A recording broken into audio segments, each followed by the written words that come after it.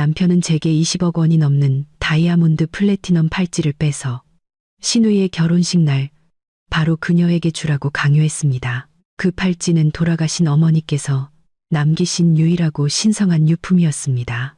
제가 정신을 차리기도 전에 그는 제 귓가에 얼음장처럼 차가운 목소리로 속삭였습니다.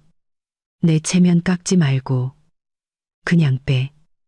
그 순간 저는 미소를 지었습니다. 아마도 그가 평생 잊지 못할 미소였을 겁니다. 저는 가볍게 고개를 끄덕이며 말했습니다. 좋아요. 이 선물은 제가 성대하게 드려야죠. 그리고 불과 몇 분 후 그와 사랑스러운 신우이의 비밀스러운 영상이 결혼식장 대형 스크린에 상영되자 그들의 가족은 모두 그 자리에서 얼어붙었습니다. 그날은 화창한 날이었습니다. 5성급 호텔의 웨딩홀은 궁전처럼 화려하게 빛났습니다.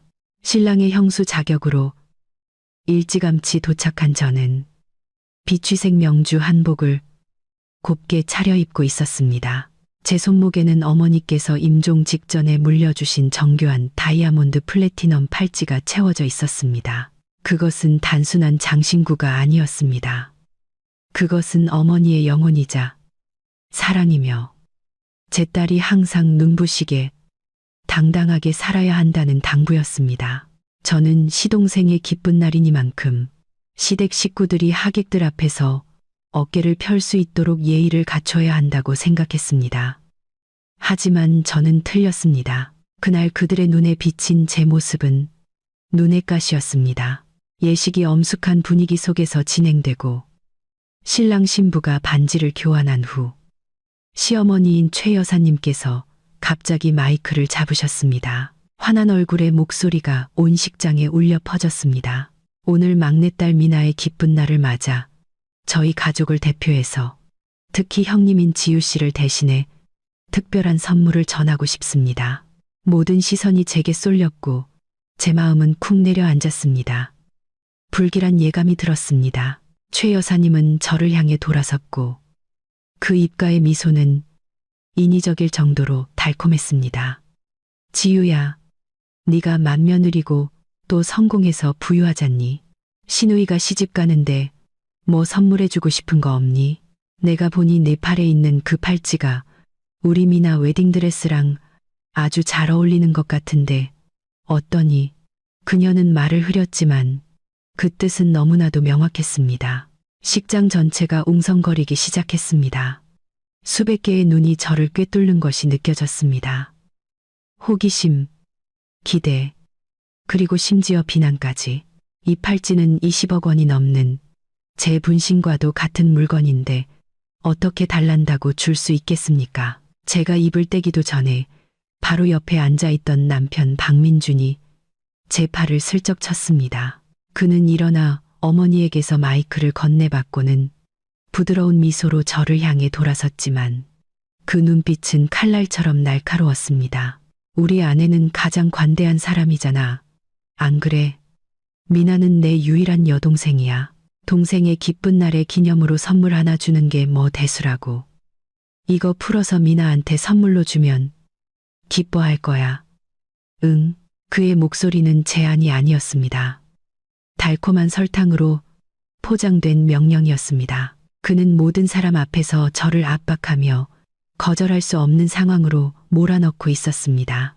만약 거절한다면 저는 인색하고 속 좁은 형수가 될 것이고 동의한다면 어머니의 소중한 유품을 잃게 될 것이었습니다. 저는 제 사랑스러운 시누이 박미나를 올려다보았습니다. 그녀는 신랑의 손을 잡고 서 있었고 크고 동그란 눈에는 눈물이 그렁그렁 맺혀 지극히 가련해 보였습니다. 하지만 저는 그녀의 입가에서 승리의 미소가 터져 나오려는 것을 똑똑히 보았습니다. 이 연극은 그들이 너무나도 완벽하게 꾸며낸 것이었습니다. 제가 거절의 말을 꺼내려 했지만 민준이 한 발 빨랐습니다. 그는 제 귓가에 바싹 다가와 테이블 아래에서 제 손을 꽉 쥐며 속삭이는 목소리였지만 위협적이었습니다. 내 체면 깎지 말고 그냥 빼. 제 몸에 피가 맺는 것 같았습니다. 체면이라 그의 눈에는 제 감정보다, 돌아가신 어머니의 유품보다 그리고 그의 가족의 체면이 더 중요했던 것입니다. 그 순간 제 안의 모든 사랑과 희망이 산산조각 났습니다. 저는 그를 지난 5년간 사랑했던 남자를 바라보았습니다. 그리고 시어머니와 시누이를 보았습니다. 그들의 얼굴, 그들의 기대, 그들의 승리감, 모든 것이 제게 답을 주고 있었습니다. 그리고 저는 미소 지었습니다. 뼛속까지 시릴 정도로 차갑지만 정말로 환하고 눈부신 미소였습니다. 저는 민준의 손에서 제 손을 빼내고 일어서서 마이크를 잡았습니다. 어머님과 민준 씨 말이 맞아요. 제가 형님인데 어떻게 동생에게 선물이 없을 수 있겠어요. 저는 미나를 향해 다정한 목소리로 말했습니다. 미나야, 이 선물은 언니가 오래전부터 준비했어. 바로 이 순간에 너에게 주려고 기다렸지. 이 팔찌보다 훨씬 더 값진 선물이야. 시댁 식구들은 안도의 한숨을 내쉬었고 만족스러운 미소가 그들의 얼굴에 역력했습니다. 그들은 제가 굴복했다고 생각했습니다. 저는 무대 구석에 있는 음향 및 조명 기술 담당자, 제가 미리 섭외해둔 사람에게 고개를 돌려 신호를 보냈습니다. 모두들 대형 스크린을 주목해 주시기 바랍니다. 제가 신부와 그리고 신부의 오빠를 위해 준비한 특별한 선물을 공개하겠습니다. 식장의 조명이 꺼지고 무대 뒤에 거대한 LED 스크린이 밝아졌습니다. 하지만 나타난 것은 아름답고 낭만적인 웨딩 사진이 아니었습니다. 바로 저희 집 거실에 설치된 몰래 카메라에 찍힌 영상이었습니다. 그리고 스크린 위에서 두 명의 주인공이 열정적으로 키스를 나누고 있었습니다. 다름 아닌 제 남편 박민준과 새 신부 박미나였습니다. 스크린이 잠시 꺼지고 식장은 정적에 휩싸였습니다. 오직 갑자기 끊긴 감미로운 음악 소리만이 정적을 갈랐습니다. 하지만 제 머릿속에서는 또 다른 영화, 거의 5년에 걸친 영화가 한 장면 천천히 되감기 시작했습니다. 제가 운명이라고 믿었던 사랑에 대한 영화, 제가 세상의 전부라고 믿었던 한 남자에 대한 영화였습니다. 5년 전, 저는 아직 25살의 아가씨였습니다. 어머니의 주얼리 사업을 막 물려받기 시작했지만 영혼은 여전히 맑고 꿈으로 가득 차 있었습니다. 저는 비 오는 어느 오후 작은 갤러리에서 박민준을 만났습니다. 그날 저는 새로운 컬렉션을 위한 영감을 찾으러 갔고 그의 말에 따르면 그는 그저 우연히 들른 예술 애호가였습니다. 그는 바다의 노을을 그린 유화 앞에 서서 오랫동안 조용히 감상하고 있었습니다. 키가 크고 어깨가 듬직했으며 평범한 흰색 셔츠 차림이었지만 말로 표현하기 힘든 세련미가 풍겼습니다. 제가 가까이 다가서자 그가 돌아섰고 그날 그의 미소는 인정하건대 제 심장을 택게 했습니다. 그 미소는 햇살처럼 따스하고 진심이 담겨 있었습니다. 우리는 오랫동안 이야기를 나눴습니다. 일이 아닌, 집안 배경이 아닌 예술과 꿈, 그리고 은밀한 외로움에 대해서였습니다. 그는 자신을 평범한 무역회사의 과장이며 집안도 그리 부유하지 않다고 했습니다. 하지만 그의 말투, 그의 눈빛에서 느껴지는 지성과 깊이가 저를 완전히 사로잡았습니다. 그는 제가 만나왔던 다른 남자들과 달랐습니다. 그들은 제 등 뒤에서 빛나는 주얼리 브랜드만을 보았지만 그는 제 영혼을 보았습니다. 적어도 저는 그때 그렇게 믿었습니다. 우리의 사랑은 자연스럽고 열정적으로 찾아왔습니다. 민주는 항상 저를 기쁘게 하는 법을 알았습니다. 그는 제가 무심코 먹고 싶다고 말한 따뜻한 카페라떼 한 잔을 사주기 위해 한밤중에도 수십 킬로미터를 운전해 올 수 있는 사람이었습니다. 그는 제가 보석에 대해, 아직 미완성인 디자인 스케치에 대해 이야기할 때 몇 시간이고 끈기 있게 들어주었습니다. 그는 다이아몬드에 대해서는 아무것도 모르지만 그가 사랑하는 여자가 얼마나 그것에 열정을 가지고 있는지는 안다고 항상 말했습니다. 그 말들은 꿀처럼 달콤하게 가족의 사랑이 부족했던 제 마음에 스며들었습니다. 제 어머니는 비범한 분이셨습니다.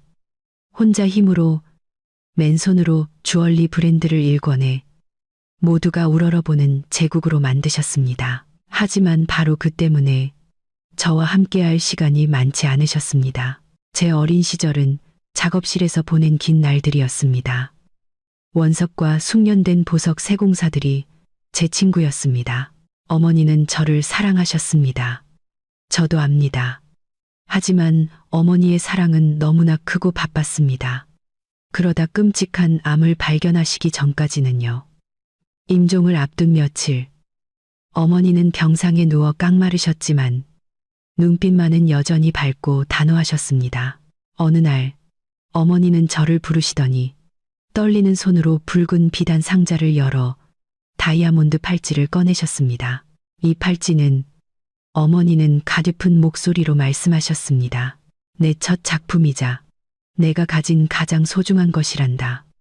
순수한 플래티넘과 내가 직접 최고의 광산에서 고른 다이아몬드로 만들어졌지. 하지만 그 가치는 거기에 있지 않아.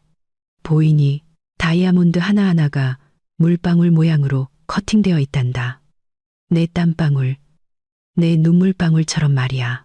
이걸 너에게 주는 건 과시하라는 것도 결혼 예물로 주라는 것도 아니야. 이건 부적이고 내 딸이 어떤 일을 겪더라도 항상 이 다이아몬드처럼 당당하고 눈부시게 빛나야 한다는 약속이란다. 그리고 약속해다오. 어떤 이유로든 절대 빼지 않겠다고. 내 생명보다 너를 더 사랑하고 소중히 여기는 남자를 만나기 전까지는 말이다. 저는 울면서 고개를 끄덕이며 어머니와 약속했습니다. 어머니가 돌아가신 날 저는 팔찌를 손목에 차고 금속의 차가움을 느끼며 어머니가 항상 곁에서 저를 지켜주실 것이라 믿었습니다. 제가 민준을 집에 데려왔을 때 어머니는 이미 마지막 날들을 보내고 계셨습니다. 어머니는 그를 오랫동안 바라보셨습니다. 온갖 풍파를 겪은 사업가의 날카로운 시선이었습니다. 그리고는 제 손을 잡고 한마디 하셨는데 저는 아직도 그 말이 마음에 걸립니다. 저 아이, 눈은 진실돼 보이지만 속이 너무 깊어. 엄마는 꿰뚫어 볼 수가 없구나. 조심하거라. 그때 저는 어머니가 저를 너무 사랑해서 의심이 많으신 거라고만 생각했습니다. 저는 그 경고를 무시하고 제 사랑을 믿었습니다. 우리의 결혼식은 어머니가 돌아가신 지 반년 후에 열렸습니다. 그리 화려하진 않았지만 따뜻한 결혼식이었습니다. 그날 어머니의 영정 앞에서 민주는 무릎을 꿇고 제 손을 잡고 말했습니다. 어머님 걱정 마세요. 제가 어머님을 대신해서 지우를 돌보고 지켜주겠습니다. 어머님께서 남기신 사업을 함께 짊어지고 절대 지우가 어떤 상처도 받지 않게 하겠습니다. 그날 그의 맹세는 얼마나 웅장하고 진실되었는지요. 그의 목소리, 그의 눈빛, 모든 것이 흠잡을 데 없이 완벽했습니다. 저는 믿었습니다. 완전히 믿었습니다. 저는 그 맹세 또한 그의 연극의 일부였다는 것을 몰랐습니다. 제가 순진한 주연 배우로 아무것도 모른 채 출연했던 아주 오래전부터 기획된 연극이었다는 것을요. 제 머릿속 영화가 멈췄습니다. 어머니 영정 앞에 무릎 꿇은 민준의 모습이 흐려지며 무대 위에서 차갑게 어머니의 유품을 빼앗으려던 그의 모습과 겹쳐졌습니다. 식장의 웅성거림이 저를 현실로 끌어당겼습니다. 모든 시선은 여전히 대형 스크린에 고정되어 있었고 그곳에서는 특별한 선물의 첫 장면이 나타나기 시작했습니다. 방금 전까지 승리감과 만족감에 차있던 민준과 미나의 미소는 이제 서서히 굳어지고 있었습니다. 그들은 그것이 자신들이 공들여 만든 악몽의 시작일 뿐이라는 것을 몰랐습니다. 오늘 밤 그들의 모든 거짓을 불태워버릴 악몽의 시작이라는 것을요. 결혼 후 우리의 삶은 달콤한 신혼의 나날들이었습니다. 민주는 정말로 약속을 지켰습니다. 그는 저를 세심하게 돌보았습니다. 아침마다 저보다 일찍 일어나 머리맡에 따뜻한 물 한 잔을 준비해 두었습니다. 그는 제가 어머니가 남기신 경영자 자리에 앉으며 겪는 압박감과 일에 대한 이야기를 끈기 있게 들어주었습니다. 그는 든든한 버팀목이 되어주었고 제가 모든 피로와 부담을 털어놓을 수 있는 안식처였습니다. 저는 세상에서 가장 행복한 여자라고 생각했습니다. 하지만 그 행복은 얇은 새벽의 서리처럼 아름답지만 쉽게 사라지는 것이었습니다. 평온함의 파문이 일기 시작한 것은 민준의 여동생 미나가 여행 가방을 들고 우리 집에 찾아온 그날이었습니다. 그녀는 주말 오후 저희 집 문 앞에 나타났습니다. 자그마한 체구의 평범한 꽃무늬 원피스를 입고 긴 머리를 느슨하게 묶은 모습이었습니다. 그녀의 크고 동그란 눈에는 눈물이 그렁그렁 맺혀 한없이 가련하고 불쌍해 보였습니다. 형님, 오빠. 그녀는 우리를 보자마자 서럽게 울음을 터뜨렸습니다. 저 대학에 떨어졌어요. 시골에 계신 부모님이 저를 너무 심하게 야단치셔서 갈 곳이 없어서 오빠랑 형님한테 올 수밖에 없었어요. 민주는 서둘러 동생을 끌어안고 어린아이를 달랬듯 달랬습니다. 뚝 그쳐. 오빠가 있잖아. 아무도 너 야단치지 않아. 오빠 집이 내 집이야. 저는 그들 남매가 상봉하는 모습을 보며 연민을 느꼈습니다. 저는 아이가 이제 막 충격을 겪었으니 형수로서 너그럽게 얼마간 돌봐줘야겠다고 생각했습니다. 저는 그날의 눈물이 치밀하게 계산된 연극의 서막이었으며 제가 양의 탈을 쓴 늑대를 제 집으로 들인 것이라는 사실을 전혀 몰랐습니다. 처음 며칠간 미나는 매우 착하고 예의 바른 시누이 행세를 했습니다. 그녀는 항상 깍듯하게 저를 대하며 집안일을 도맡아 했습니다. 오빠와 형님에게 신세만 지는 것 같아 죄송해서 뭐라도 돕고 싶다고 했습니다. 그녀의 성실함과 예의 바름에 저는 매우 만족했습니다. 저는 그녀를 친동생처럼 여기기 시작했습니다. 예쁜 옷을 사주고 맛있는 음식을 사주었으며 심지어 그녀가 패션 디자인의 꿈을 이룰 수 있도록 학원까지 알아봐 주려고 했습니다. 하지만 점차 저는 뭔가 이상하다는 것을 깨닫기 시작했습니다. 미나의 착한 행동에는 항상 이해하기 어려울 정도의 서투름이 동반되었습니다. 어느 날은 제가 아끼는 고가의 도자기를 깨뜨리고는 바닥에 무릎을 꿇고 울며 말했습니다. 죄송해요.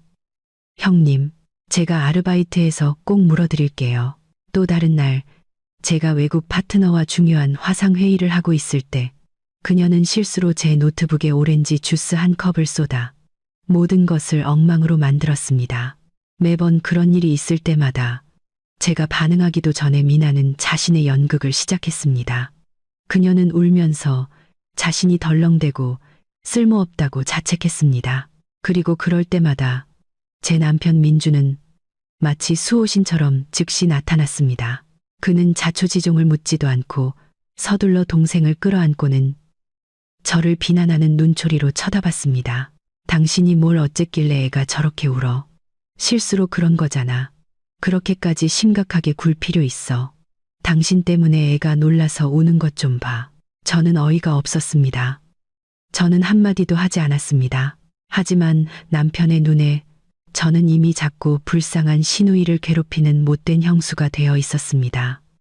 제가 해명하려 했지만 민주는 듣지 않았습니다. 됐어.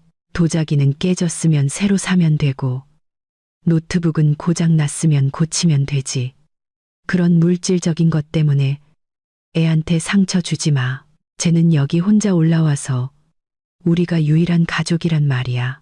저는 그들 남매를 보았습니다. 한 명은 감싸고 보호하고 다른 한 명은 오빠의 품에 기대어 저를 두려워하면서도 저만이 알아챌 수 있는 승리감 어린 눈빛을 보내고 있었습니다. 제 마음속에 차가운 감정이 솟아올랐습니다. 저는 이 보이지 않는 전쟁에서 처음부터 제가 졌다는 것을 깨닫기 시작했습니다. 저는 계산된 눈물과 연약함을 이길 수 없었습니다. 이런 일은 점점 더 잦아졌습니다. 집안의 크고 작은 모든 갈등은 결국 제가 잘못한 것으로 끝났습니다. 제가 너무 원칙주의자라서, 너무 까다로워서, 남편의 불쌍한 여동생을 이해해주지 못해서 잘못한 것이 되었습니다. 민주는 저와 대화하는 횟수가 줄어들기 시작했습니다. 가족 식사 시간도 숨막히게 변했습니다. 그와 미나는 둘만의 세상이 있었습니다. 그들은 속삭이고 웃으며 즐거워했습니다. 바로 옆에 앉아있는 저는 마치 외부인, 방해꾼처럼 느껴졌습니다. 저는 민준과 솔직하게 이야기하려고 노력했습니다. 그가 좀 더 공평한 시각을 가질 필요가 있다고 말했지만 돌아오는 것은 한숨과 저를 상처 입히는 말이었습니다. 당신은 항상 부정적으로만 생각해. 쟤는 아직 어리고 단순해. 당신이 그렇게까지 경계할 게 뭐가 있어? 아니면 당신, 제가 우리 집에 있는 게 싫은 거야? 그의 질문은 비수처럼 제 심장에 꽂혔습니다. 제가 그의 동생을 환대하며 받아준 것이 뭐가 잘못이었을까요? 제가 그녀를 가족처럼 대한 것이 뭐가 잘못이었을까요? 아니면 저의 유일한 잘못은 너무 믿었던 것이고 이제 그 믿음이 제 결혼 생활의 목을 조르고 있는 것일까요? 저는 균열이 시작되었다는 것을 알았습니다. 작지만 제3자가 끼어들기에는 충분한 균열이었습니다. 그리고 그 사람은 아이러니하게도 제가 한 번도 경쟁 상대로 생각해 본 적 없는 항상 무해한 척하던 시누이였습니다. 하지만 이제 저는 그 무해함이 진짜인지 아니면 너무나도 완벽하게 위장된 가면인지 확신할 수 없었습니다. 만약 미나가 제 결혼 생활에 조용히 불어온 독풍이었다면 시어머니인 최 여사님은 남은 평온함을 직접 쓸어가 버리는 거대한 폭풍이었습니다. 미나가 오기 전까지 시어머니와 저의 관계는 그리 가깝지는 않았지만 필요한 존중은 유지되었습니다. 그녀는 예리하고 계산적인 면이 있었지만 저희 부부의 삶에 깊이 개입하지는 않으셨습니다. 저는 그것이 행운이라고 생각했지만 틀렸습니다. 그녀가 개입하지 않은 것은 우리의 사생활을 존중해서가 아니라 그때는 제가 그녀의 이익과 그녀가 자신의 핏줄이라고 여기는 것들을 건드리지 않았기 때문입니다. 막내딸이 이사 온 날부터 최 여사님은 거의 저희 집에 살다시피 하셨습니다. 딸이 보고 싶고 낯선 도시에서 혼자 지내는 것이 걱정된다고 하셨습니다. 그래서 매일 아침이면 약재를 넣은 닭백숙이며 제비집 요리 같은 것들을 바리바리 싸오셨습니다. 모두 딸 미나의 몸보신을 위한 보양식이라고 하셨습니다. 우리 애가 요즘 너무 안색이 안 좋아. 그녀는 딸 앞에 뜨거운 국그릇을 놓아주고 한 숟가락 한 숟가락 정성껏 불어주며 사랑과 애정이 가득한 눈빛으로 바라보았습니다.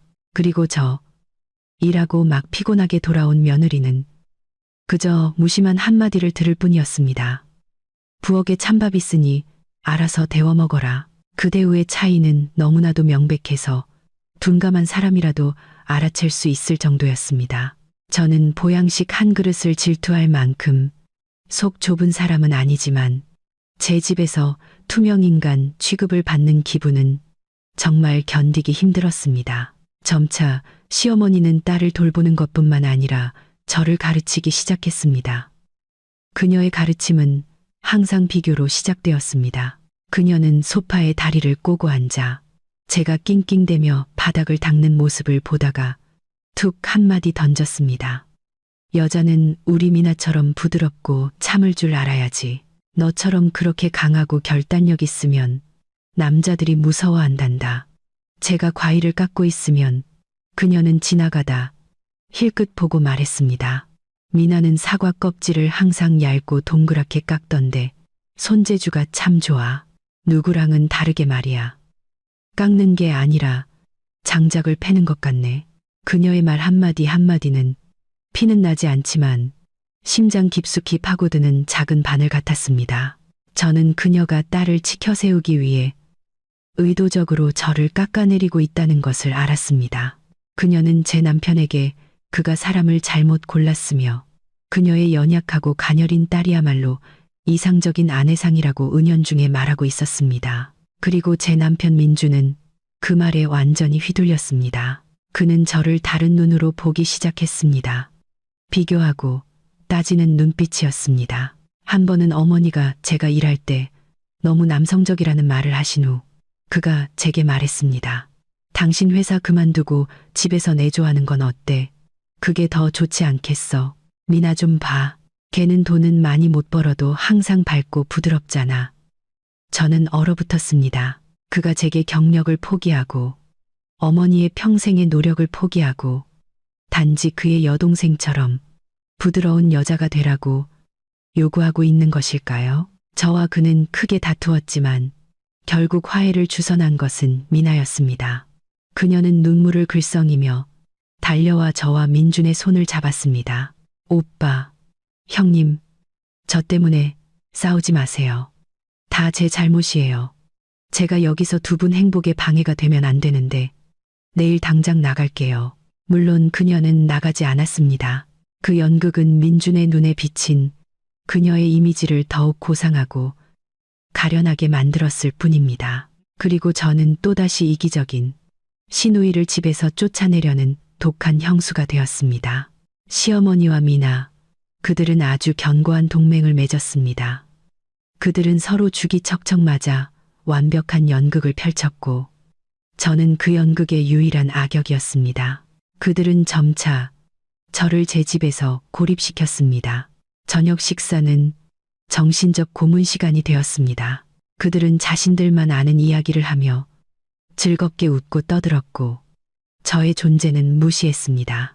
그들은 거실을 자신들의 개인 공간으로 만들고 텔레비전을 독차지했으며 제가 남편이라고 부르는 남자의 관심까지도 모두 빼앗아 갔습니다. 저는 외로움과 냉대 속에서 서서히 죽어가고 있는 것 같았습니다. 저는 어머니가 그리웠습니다. 어머니의 품에서 보호받던 날들이 그리웠습니다. 저는 손목에 다이아몬드 팔찌를 만지작거리며 그 차가움을 느끼고 자문했습니다. 어머니가 살아계셨다면 당신의 딸이 이런 일을 겪도록 내버려 두셨을까? 하지만 저는 이내 생각을 떨쳐버렸습니다. 저는 강해져야 했습니다. 무너질 수 없었습니다. 저는 그들의 공격이 단지 정신적인 것에 그치지 않을 것이라는 것을, 그들이 가장 탐내는 것을 향한 더 큰 계획이 조용히 진행되고 있다는 것을 몰랐습니다. 저는 웅성거림과 비교의 시선을 견딜 수 있다고 스스로에게 다짐하려 애썼습니다. 민준이 여전히 저를 사랑하고 제 가치를 알아주기만 한다면 다른 모든 것은 중요하지 않다고 스스로를 위로했습니다. 하지만 사랑이 탐욕을 이길 수 있다고 믿었던 저는 너무 순진했습니다. 그들의 연극은 새로운 장으로 넘어갔습니다. 그 장에서는 사랑과 가족애가 돈으로 적나라하게 계산되었습니다.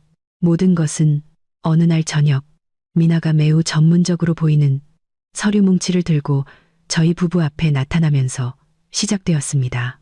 그녀의 얼굴은 기대감으로 가득 차 있었습니다. 오빠, 형님, 제가 정말 좋은 아이디어가 있어요. 이건 제가 오랫동안 꿈꿔왔던 디자이너, 패션 브랜드 사업 계획서예요. 시장 조사도 철저하게 했어요. 분명히 성공할 거예요. 저는 계획서를 받아 훑어보았습니다.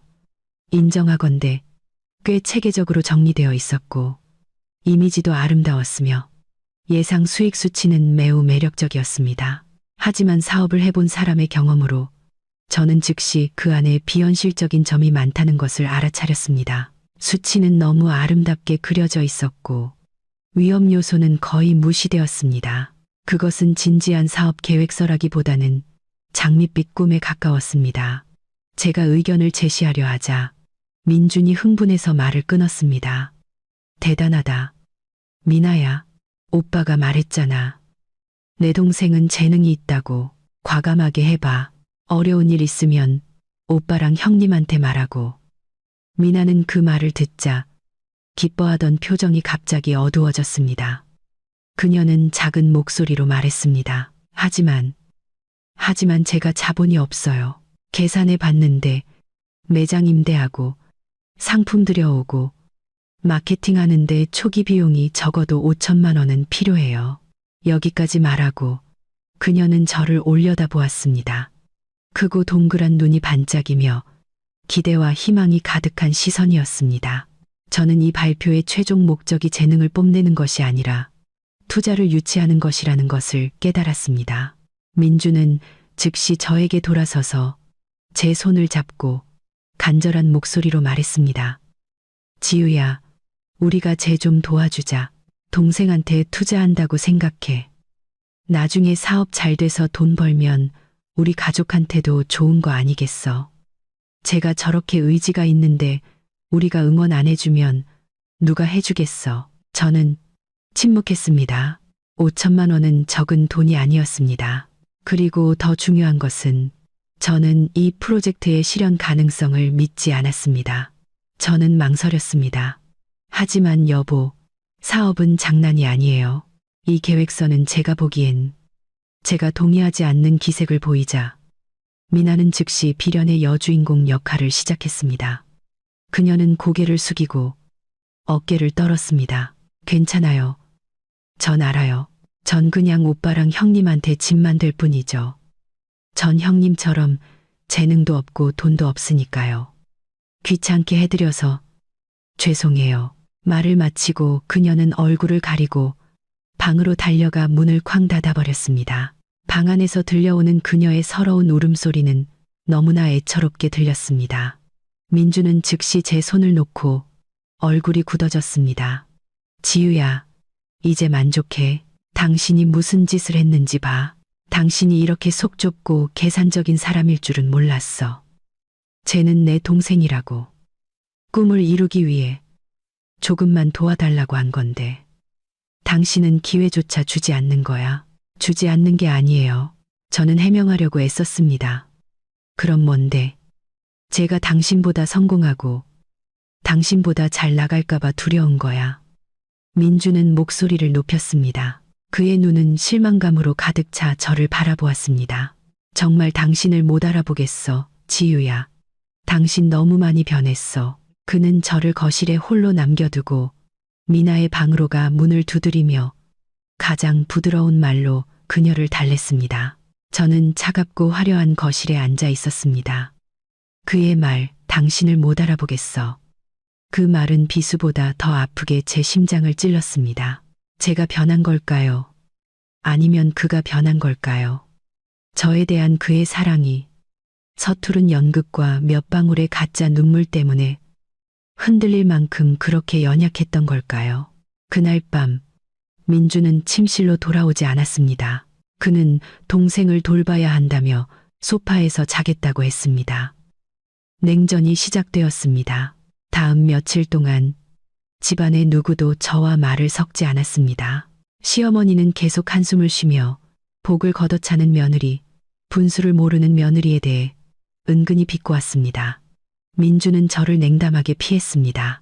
그리고 미나, 그녀는 항상 퉁퉁 부은 눈, 시든 잎사귀처럼 슬픈 얼굴로 나타났습니다. 저는 완전히 고립되었고 세 사람의 압박이 저를 짓눌렀습니다. 결국 저는 양보해야 했습니다. 그 사업 계획을 믿어서가 아니라 제가 소중히 여겼던 결혼 생활이 돈 때문에 깨지는 것을 원치 않았기 때문입니다. 저는 민준에게 5천만 원짜리 수표를 주며 말했습니다. 이거 받아서 동생 줘요. 제가 창업 자금으로 빌려주는 거라고 생각해요. 저는 그냥 우리 가족이 예전처럼 다시 화목해졌으면 좋겠어요. 수표를 받는 순간 민준과 시어머니 그리고 미나의 눈이 모두 빛났습니다. 그들은 기뻐하며 제게 연신 고맙다고 했습니다. 가족 분위기는 마치 냉전이 없었던 것처럼 이상하리만치 따뜻해졌습니다. 하지만 저는 무언가 깨졌고 다시는 회복될 수 없다는 것을 알았습니다. 저는 돈으로 평화를 샀지만 그것은 가짜 평화였습니다. 그리고 저는 이번의 양보가 앞으로 있을 훨씬 더 불합리하고 뻔뻔한 요구들의 길을 열어주는 것임을 몰랐습니다. 그들은 너무나도 쉽게 돈의 단맛을 보았고 거기서 멈추지 않을 것이었습니다. 제가 5천만 원을 내주기로 하자 미나는 빠르게 자신의 패션 매장을 열었습니다. 꽤 번화한 거리에 위치한 작고 예쁜 가게였습니다. 개업식 날 시댁 식구들이 모두 참석했고 모두들 기뻐하고 자랑스러워했습니다.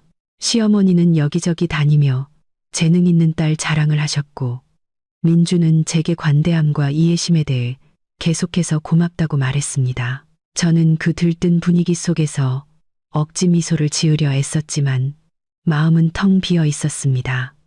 마치 행복한 가족 속 착한 형수 역할을 돈으로 산 것 같은 기분이었습니다. 그 가짜 평화는 몇 달간 지속되었습니다. 그동안 저는 많은 생각을 하지 않으려 애쓰며 주얼리 회사 일에 몰두했습니다. 어머니의 이야기에서 영감을 받은 새로운 컬렉션을 출시했고 큰 성공을 거두었습니다. 순조로운 일은 잠시나마 가정의 파문을 잊게 해주었습니다.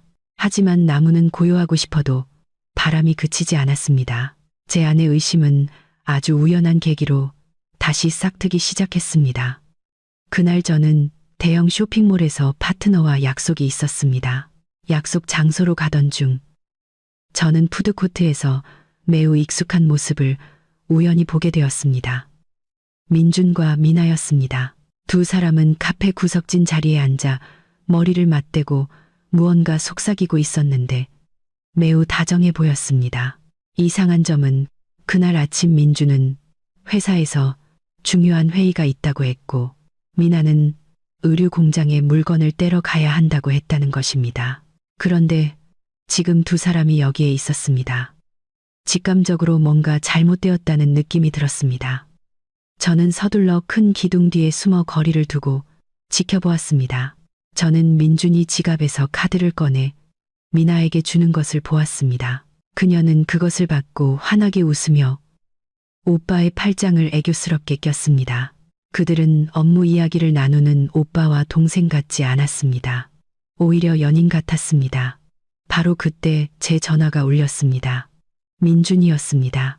저는 심호흡을 하고 최대한 차분한 목소리를 유지하며 전화를 받았습니다. 여보세요. 제 목소리가 울렸습니다. 응 여보. 회의 끝났어. 응 끝났어. 지금 집에 가는 길이야. 오늘 회의가 너무 힘들어서 녹초가 됐네. 오늘 저녁에 사랑하는 아내가 맛있는 거 해줄 거지. 수학이 넘어 그의 목소리는 여전히 다정하고 사랑이 넘쳤습니다. 제 몸에 피가 끓는 것 같았습니다. 그는 불과 몇십 미터 떨어진 제 눈앞에 있으면서 어떻게 그렇게 태연하게 거짓말을 할 수 있을까요? 네, 알겠어요. 조심해서 와요. 저는 전화를 끊었습니다. 전화기를 쥔 손이 부들부들 떨렸습니다. 제가 전화를 끊자마자 민준과 미나도 일어나 자리를 떴습니다. 저는 서둘러 안전거리를 유지하며 뒤를 따랐습니다. 하지만 그들은 집으로 가지 않았습니다. 그들은 명품 쇼핑 구역으로 들어갔습니다. 저는 미나가 민준을 끌고 값비싼 명품 가방 매장으로 들어가는 것을 보았습니다. 그녀는 이것저것 들어보았고 민준은 옆에서 끈기 있게 조언을 해주며 애정이 듬뿍 담긴 눈빛으로 바라보았습니다. 결국 그들은 제가 가격이 500만 원은 좋게 넘는다는 것을 아는 한정판 가방을 골랐습니다. 그리고 카드를 긁어 결제한 사람은 다름 아닌 민준이었습니다.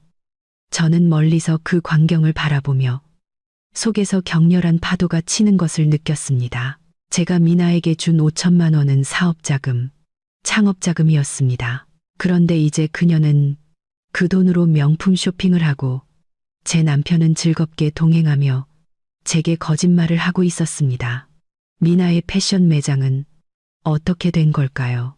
저는 문득 기억해냈습니다.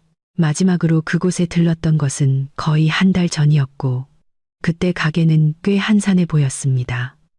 그날 저녁 저는 바로 집으로 가지 않았습니다. 저는 혼자 차를 몰아 미나의 가게가 있는 거리로 갔습니다. 밤 9시가 넘었고 거리는 여전히 꽤 붐볐지만 그녀의 가게는 굳게 닫혀 있었습니다. 불은 꺼져 있었고 불안감이 제 마음속에 피어올랐습니다. 저는 맞은편에 차를 세우고 앉아 부동산 업계에서 일하는 친구에게 전화를 걸었습니다. 저는 그에게 이 가게의 영업 상황을 확인해 달라고 부탁했습니다. 불과 30분 후 친구에게서 전화가 왔습니다. 그의 목소리에는 미안함이 묻어 있었습니다. 지우야, 확인해 봤어. 그 가게 장사 엄청 안 된대. 손님이 거의 없다고 하더라. 집주인 말로는 세입자가 몇 달째 월세를 못 내서 다음 주에 가게를 빼라고 할 예정이래. 친구의 말 한마디 한마디가 망치처럼 제 머리를 내리쳤습니다. 적자, 월세 미납, 그렇다면 제 5천만 원은 어디로 간 걸까요?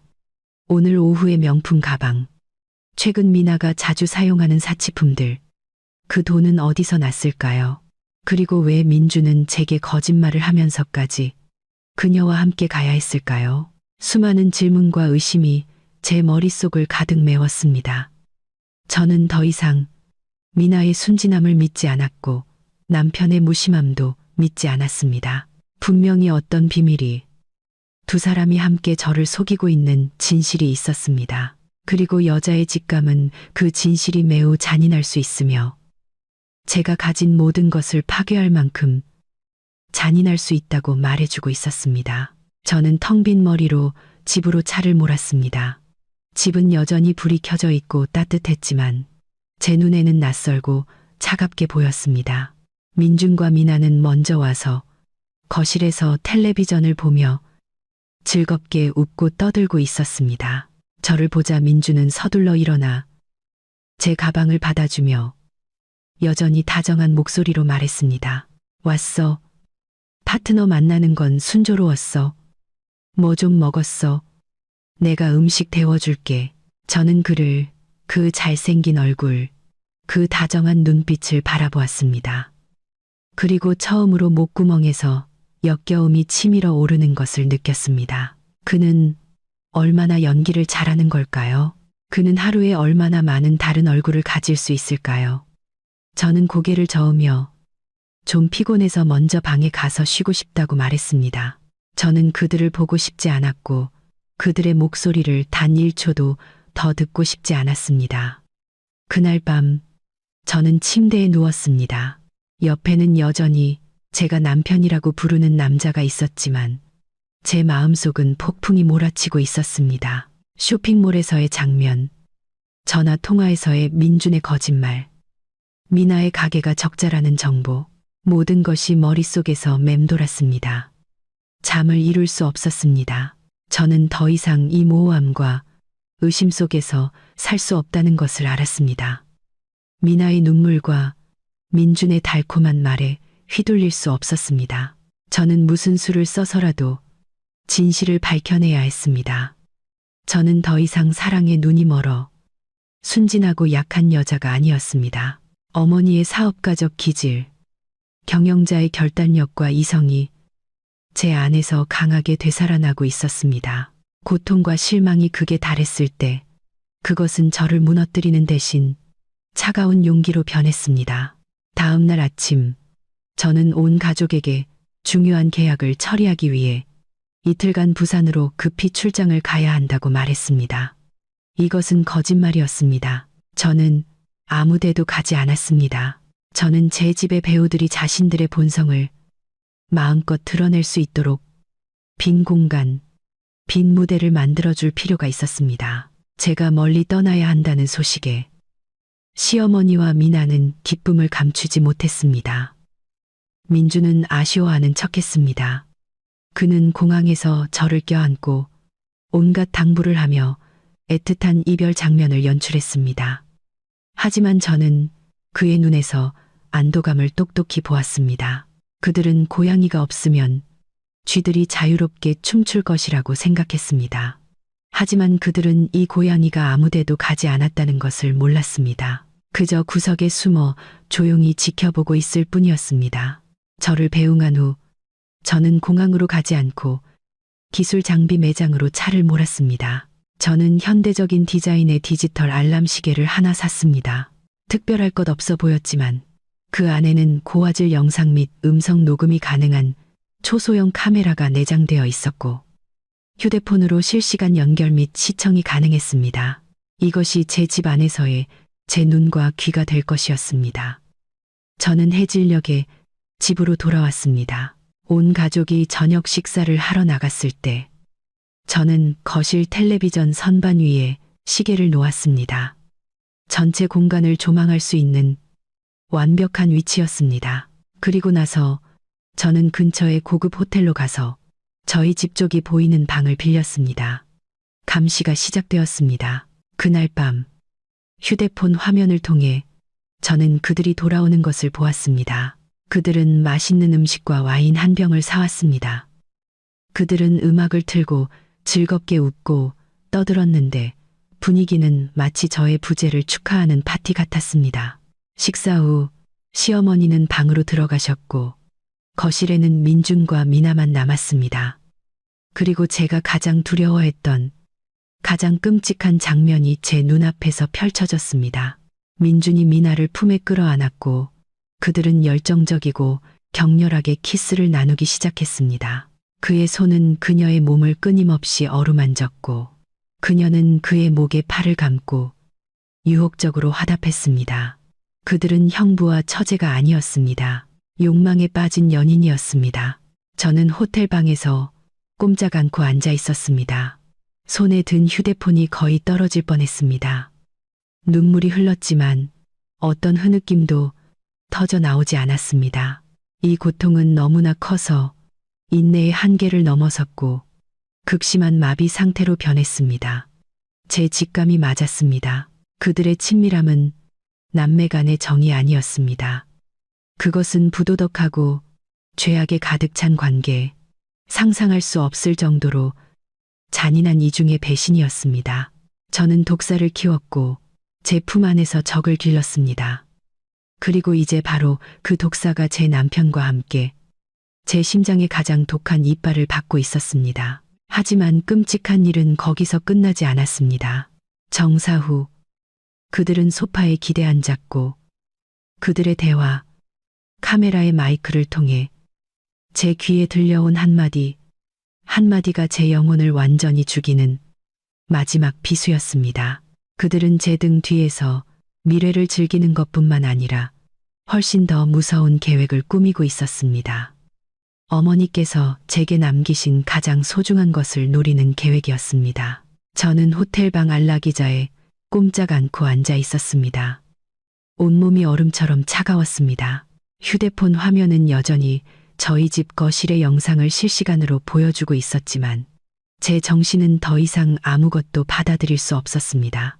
남편과 시누이가 뒤엉켜 있는 장면은 치명적인 비수였습니다. 하지만 제가 곧 듣게 될 내용은 진정한 독약이었습니다. 천천히 스며들어 제 안에 남은 마지막 믿음의 세포까지 파괴하는 독약이었습니다. 격정적인 시간이 지난 후 그들은 소파에 기대 앉았습니다. 미나는 민준의 어깨에 머리를 기대고 애교 섞인 목소리로 말했지만 내뱉는 말 한마디 한마디는 면도날처럼 날카로웠습니다. 오빠, 내 가게 곧 쫓겨나게 생겼어. 빚쟁이들이 계속 전화하는데 나 너무 무서워. 민준은 한숨을 쉬며 그녀의 머리카락을 쓰다듬었습니다. 달래는 목소리였지만 계산적인 기색이 역력했습니다. 알아, 걱정 마. 며칠만 지나면 다 해결될 거야. 그 5천만 원 빚은 아무것도 아니야. 우리가 노리는 건 훨씬 더 큰 거잖아. 미나는 고개를 들고 눈을 깜빡이며 순진한 척했습니다. 더 큰 거라니? 설마 형님한테 돈 뜯어낼 다른 방법이라도 있어? 지난번에 가게 투자하게 구슬리는 것도 엄청 힘들었잖아. 민주는 비웃었습니다. 제가 한 번도 본 적 없는 미소였습니다. 오만하고 경멸적이며 잔인함으로 가득 찬 미소였습니다. 돈을 뜯어내. 미나야, 넌 너무 순진해. 그 여자 돈은 써도 끝이 없어. 내가 원하는 거, 우리가 진짜로 필요한 건 이거야. 저는 그가 자신의 손목, 제가 항상 다이아몬드 팔찌를 차던 곳을 가리키는 것을 보았습니다. 제 심장이 닳는 것 같았습니다. 형님 팔찌 말이야. 미나의 목소리는 놀라움과 탐욕으로 가득 차 높아졌습니다. 그래. 민주는 고개를 끄덕였습니다. 그의 목소리는 더 낮아졌습니다. 마치 뱀이 속삭이는 것 같았습니다. 그게 얼마짜리인 줄 알아? 20억 원이 넘어. 그 여자 엄마 유품이고 그 여자한테는 가장 소중한 물건이야. 그것만 손에 넣어서 팔면 너랑 나, 우리가 원하는 어디로든 훨훨 날아갈 수 있어. 누구 눈치 볼 필요 없이 왕처럼 살 수 있다고. 저는 거의 숨을 멈췄습니다. 그들의 계획은 단지 제 돈을 뜯어내서 흥청망청 쓰는 것에 그치지 않았습니다. 그들은 어머니께서 제게 남기신 유일하고 신성한 것을 빼앗으려 했습니다. 그들은 제 영혼을 빼앗으려 했습니다. 미나는 여전히 망설이는 듯 했습니다. 하지만 그건 형님 분신 같은 거잖아. 어떻게 빼서? 형님이 절대 나한테 줄 리가 없어. 평소에는 불가능하지. 민주는 입꼬리를 올렸습니다. 하지만 특별한 상황이라면 달라. 곧 사촌 동생 결혼식이 있잖아. 엄마랑 이미 이야기해뒀어. 그날 결혼식장 한가운데서 하객들이랑 친척들 다 보는 앞에서 엄마가 일어나서 그 여자한테 팔찌를 빼서 시누이 시집가는 선물로 너한테 주라고 요구할 거야. 그때 그 여자가 감히 거절할 수 있을 것 같아. 거절하면 인색하고 속 좁은 형수라고 욕먹을 거고, 동의하면 그는 유쾌하게 웃었습니다. 그 팔찌는 내 것이 되는 거지. 너무나도 잔혹하고 완벽한 계획이었습니다. 그들은 여론을 이용하는 것부터 가족의 압박, 그리고 제 체면을 중시하는 심리를 공격하는 것까지 모든 것을 계산했습니다. 그들은 제가 다른 사람의 좋은 날에 소란을 피우고 싶어 하지 않을 것이라는 것을 알았습니다. 그들은 제가 궁지에 몰릴 것이라는 것을 알았습니다. 제 온몸이 부들부들 떨렸습니다. 두려워서가 아니라 분노 때문이었습니다. 제가 사랑했던 남편, 제가 가엾게 여겼던 시누이, 그들이 어떻게 함께 앉아 어머니의 유품을 빼앗기 위해 그렇게 비열한 음모를 태연하게 논의할 수 있을까요? 오, 오빠, 확실해. 미나의 목소리에는 여전히 약간의 걱정이 묻어 있었습니다. 100% 확실해. 민주는 단언했습니다. 엄마도 동의하셨어. 엄마는 너를 제일 아끼시잖아. 엄마 말씀이 지우개는 며느리고 어차피 남인데 너야말로 친딸 아니냐고. 집안 재산을 너한테 안 주면 누구한테 주겠냐고 하셨어. 돈 생기면 엄마도 우리랑 같이 가신대. 우리 가족 모두 새로운 삶을 시작하는 거야. 남, 친딸. 그 단어들은 수천 개의 바늘처럼 제 귀를 찔렀습니다. 제가 항상 존경했던 시어머니, 항상 이해심 많은 시어머니인 척했던 그 사람도 이 연극의 일부였습니다. 그녀는 공범일 뿐만 아니라 주모자였습니다. 그녀가 이전에 했던 모든 비교의 말, 편애하는 행동들, 모든 것이 목적이 있었습니다. 그들은 가족이었습니다. 한마음 한뜻으로 저를 끝까지 착취하려는 공동의 목표를 가진 진짜 가족이었습니다. 저는 고개를 숙이고 눈물을 뚝뚝 흘렸습니다. 이 고통은 더 이상 실망이 아니었습니다. 절망이었습니다. 저는 완전히 혼자였고 사람의 탈을 쓴 늑대 무리에게 포위되었습니다. 그들은 제 돈뿐만 아니라 저를 파괴하고 제 과거와 어머니께서 제게 주신 사랑까지도 모두 빼앗으려 했습니다. 그들의 대화는 계속되었습니다. 팔찌를 판 후에 어디로 갈지, 집을 사고, 차를 사고, 얼마나 호화로운 삶을 살지에 대해 이야기했습니다. 그들의 목소리는 마치 잔인한 강도 계획이 아니라 여행 계획을 짜는 것처럼 기대와 흥분으로 가득 차 있었습니다. 저는 더 이상 들을 수 없었습니다. 저는 휴대폰 화면을 끄고 침대에 던져버렸습니다. 화려한 호텔방이 갑자기 무덤처럼 숨막히게 느껴졌습니다. 저는 방 안을 오갔습니다. 마치 우리의 갇힌 짐승처럼 분노, 고통, 증오가 뒤섞여 저를 미치게 할 것 같았습니다. 저는 당장 집으로 달려가 문을 부수고 그들의 위선적인 가면을 온 세상에 드러내고 싶었습니다. 하지만 그때 손목의 다이아몬드 팔찌가 불빛에 희미하게 빛났습니다. 어머니의 당부가 다시 마음속에 울려 퍼졌습니다. 내 딸이 어떤 일을 겪더라도 항상 당당하고 이 다이아몬드처럼 눈부시게 빛나야 한다. 저는 멈춰서서 심호흡을 했습니다. 아니, 어리석게 행동할 수는 없었습니다. 지금 화를 내는 것은 저를 패배자로 만들 뿐이었습니다. 그들은 연극을 하고 싶어 했습니다. 좋아요. 저도 함께 연기해 주겠습니다. 하지만 저는 더 이상 희생자가 아닐 것입니다.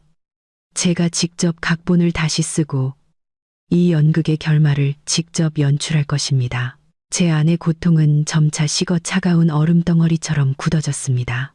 제 눈에는 더 이상 눈물이 없었고 오직 강철 같은 결심만이 남았습니다. 그들은 제게서 가장 소중한 것을 빼앗으려 했습니다. 그렇다면 저는 그들에게 보여줄 것입니다. 여자가 막다른 길에 몰리면 얼마나 무서워질 수 있는지를.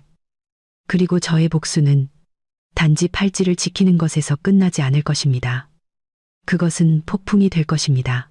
그들이 가진 모든 것을 휩쓸어 버릴 만큼 강력한 폭풍이 될 것입니다. 그날 밤 저는 한숨도 잘 수 없었습니다. 침대에 앉아 잠들어가는 도시를 바라보았지만 머릿속에서는 끊임없는 전쟁이 벌어지고 있었습니다. 민준과 미나의 말, 그들의 잔혹한 계획, 시어머니의 가식적인 미소, 모든 것이 공포 영화처럼 반복되었습니다. 고통은 여전히 가슴속에서 은은하게 타올랐지만 더 이상 저를 무너뜨리지 않았습니다. 대신 그것은 다른 종류의 에너지, 섬뜩할 정도로 냉철한 각성으로 변했습니다.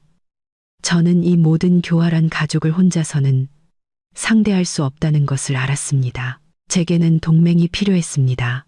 조언을 해줄 수 있을 뿐만 아니라 이 전쟁을 함께 헤쳐나갈 힘과 신뢰를 가진 사람이 필요했습니다. 그리고 제 머릿속에는 단 하나의 이름만이 떠올랐습니다. 다음 날 이른 아침, 저는 호텔에서 체크아웃했습니다. 그 집으로는 돌아가지 않았습니다. 그곳은 더 이상 제 집이 아니었습니다. 저는 차를 몰아 번화한 강남의 한 변호사 사무실로 향했습니다. 그곳은 평범한 변호사 사무실이 아니었습니다. 어머니께서 살아계실 때 가장 친한 친구이자 충실한 동료였던 김 변호사님의 사무실이었습니다. 김 변호사님은 유능한 변호사일 뿐만 아니라 제가 친아버지처럼 여기는 분이었습니다. 어릴 때부터 저의 성장을 항상 곁에서 지켜봐 주셨습니다. 어머니가 돌아가신 후 복잡한 법적 절차를 모두 처리해 주시고 제가 스스로 일어설 수 있도록 도와주신 분도 바로 그분이었습니다. 저는 지금 이 순간 제가 절대적으로 신뢰할 수 있는 유일한 사람이라는 것을 알았습니다. 김 변호사님의 사무실은 건물 최상층에 위치해 서울 시내를 한눈에 조망할 수 있었습니다. 제가 들어섰을 때 그는 서류를 읽고 계셨고 여전히 근엄하고 위험 있는 모습이었습니다. 저를 보자 조금 놀라시더니 이내 서둘러 일어나 온화한 미소를 지으셨습니다. 지유야, 어쩐 일이냐? 미리 연락도 없이. 안색이 안 좋아 보이는구나. 무슨 일 있니?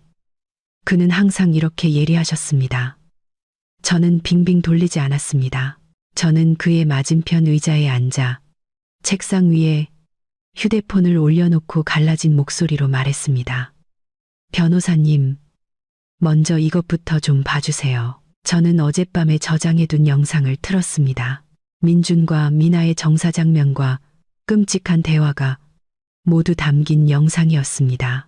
김 변호사님은 안경을 쓰고 집중해서 보셨습니다. 볼수록 그의 입가의 미소는 사라지고 대신 분노로 굳어진 표정이 되었습니다. 그의 짙은 눈썹은 찌푸려졌고 책상 위의 손은 주먹을 꽉 쥐었습니다. 영상이 끝나자 그는 의자에 몸을 기댄 채 오랫동안 침묵했습니다. 사무실의 공기는 숨막힐 정도로 무거워졌습니다. 마침내 그는 안경을 벗고 이마를 문지르며 분노가 가득한 낮은 목소리로 말했습니다. 이런 짐승만도 못한 놈. 그 가족 전체가 다 똑같구나. 내 어머니가 예전에 그놈을 얼마나 믿었는데 가장 사랑하는 딸을 그놈에게 시집 보냈는데 감히 이런 파렴치한 짓을 저지르다니. 그는 저를 바라보았습니다. 그의 눈빛은 분노에서 연민으로 바뀌었습니다. 얘야, 내가 너무 많은 고통을 겪었구나. 내 잘못이다. 내가 그놈의 본색을 더 일찍 알아보지 못한 탓이야. 변호사님 탓이 아니에요. 저는 고개를 저으며 눈물을 글썽였습니다. 제가 너무 어리석고 눈이 멀었던 탓이에요. 김 변호사님은 일어나 제 곁으로 와서 제 어깨에 손을 얹었습니다. 가볍지만 든든한 손길이었습니다. 울어라 얘야. 한번 실컷 울어. 하지만 오늘 이후로는 더 이상 울면 안 된다. 너는 내 친구의 딸이야. 약해져서는 안 돼. 하늘에 계신 내 어머니를 실망시켜 드릴 수는 없잖니. 저는 그의 어깨에 고개를 묻고 어린아이처럼 서럽게 울었습니다. 그동안 억눌렀던 모든 상처와 굴욕이 한꺼번에 터져 나왔습니다. 김 변호사님은 조용히 제가 울도록 내버려 두시며 손으로 등을 토닥여 주셨습니다. 제가 조금 진정되자 그는 저를 바로 앉히고 따뜻한 물 한 잔을 건네주셨습니다. 이제 말해보렴. 앞으로 어떻게 할 생각이니? 그의 눈은 기대를 담아 저를 바라보았습니다. 저는 눈물을 닦았습니다.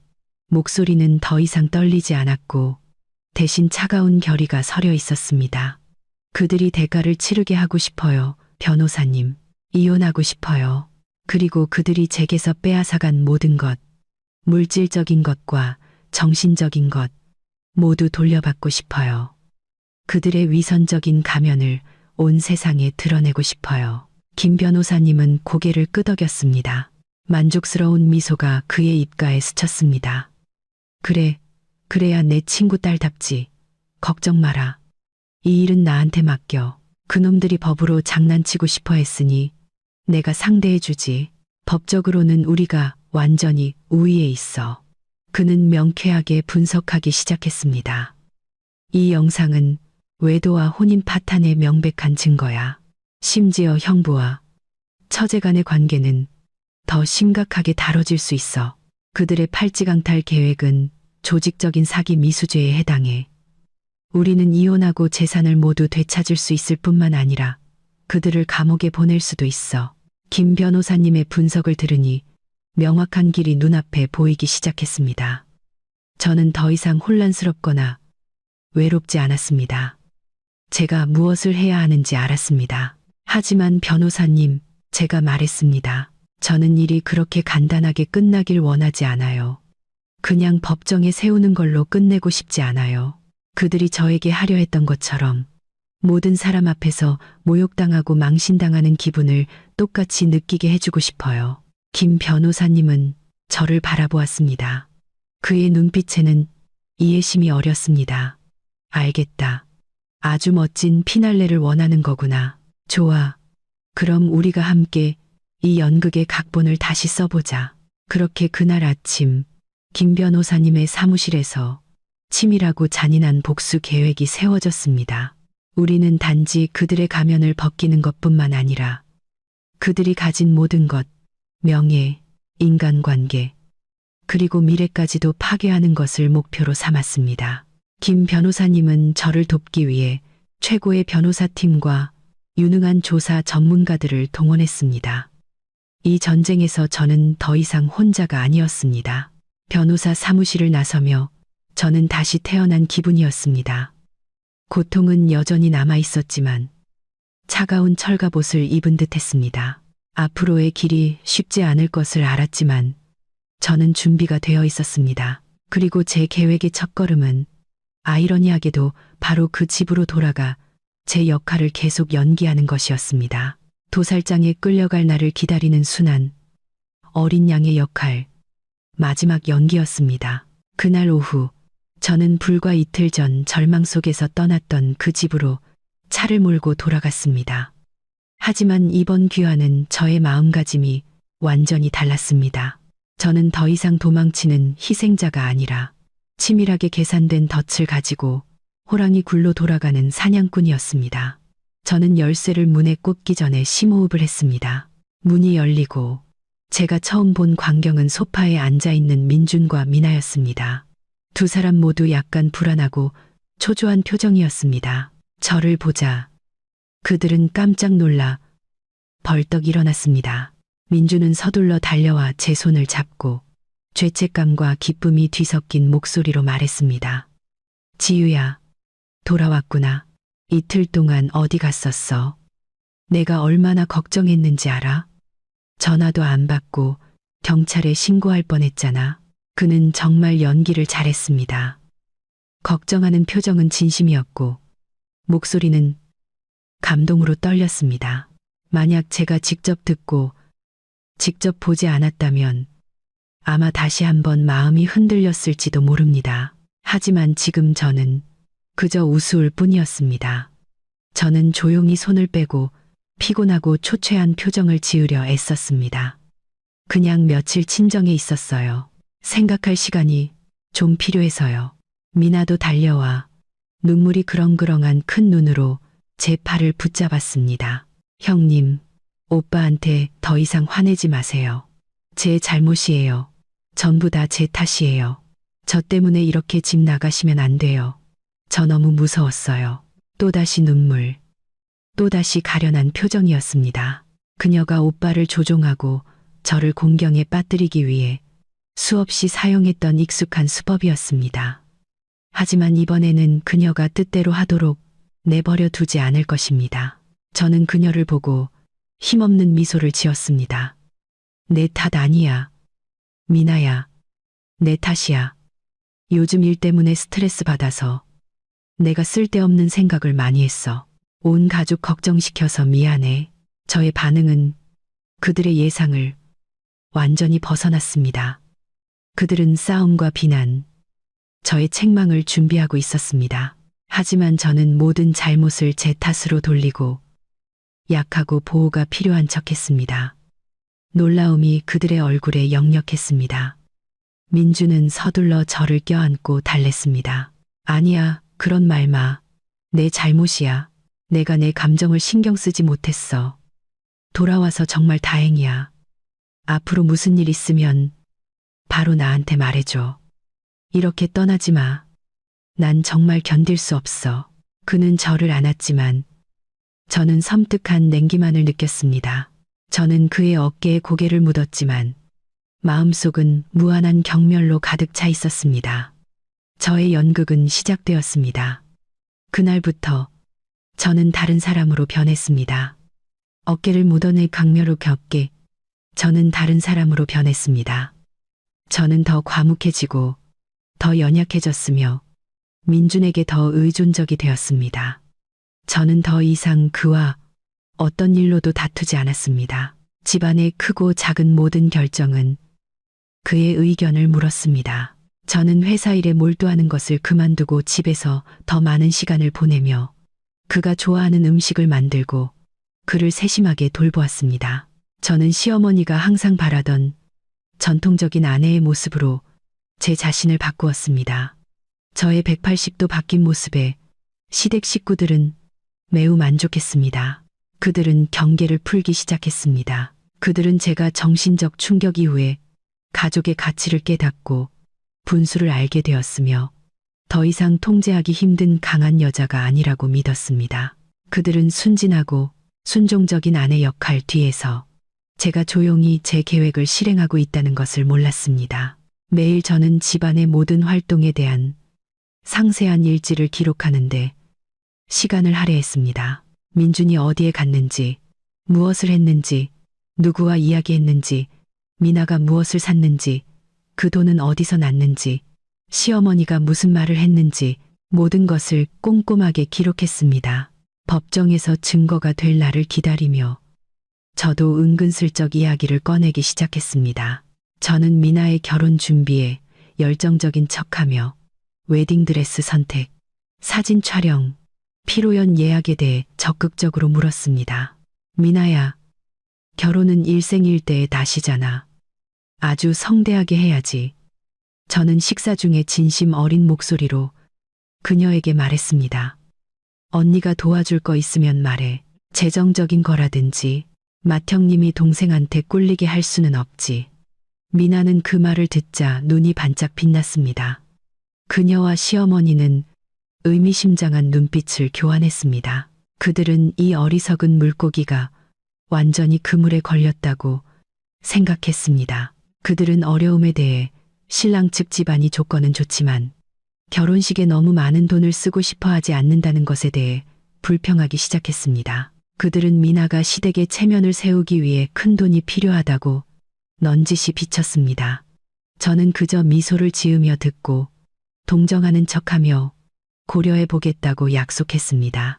저는 잿덫이 서서히 효과를 보고 있다는 것을 알았습니다. 제가 관대하게 굴수록 그들은 자신들의 탐욕을 더 드러낼 것이었습니다. 그리고 저는 거기서 멈추지 않았습니다. 제가 다시 쌓아 올린 신뢰를 이용해 저는 그들의 더 깊은 비밀에 접근하기 시작했습니다. 저는 일 때문에 민준의 컴퓨터를 써야 한다고 핑계를 댔습니다. 그리고 그럴 때마다 저는 그의 모든 데이터와 접속 기록을 복사하는 추적 소프트웨어를 교묘하게 설치했습니다. 저는 그날 밤 영상보다 더 끔찍한 것들을 발견했습니다.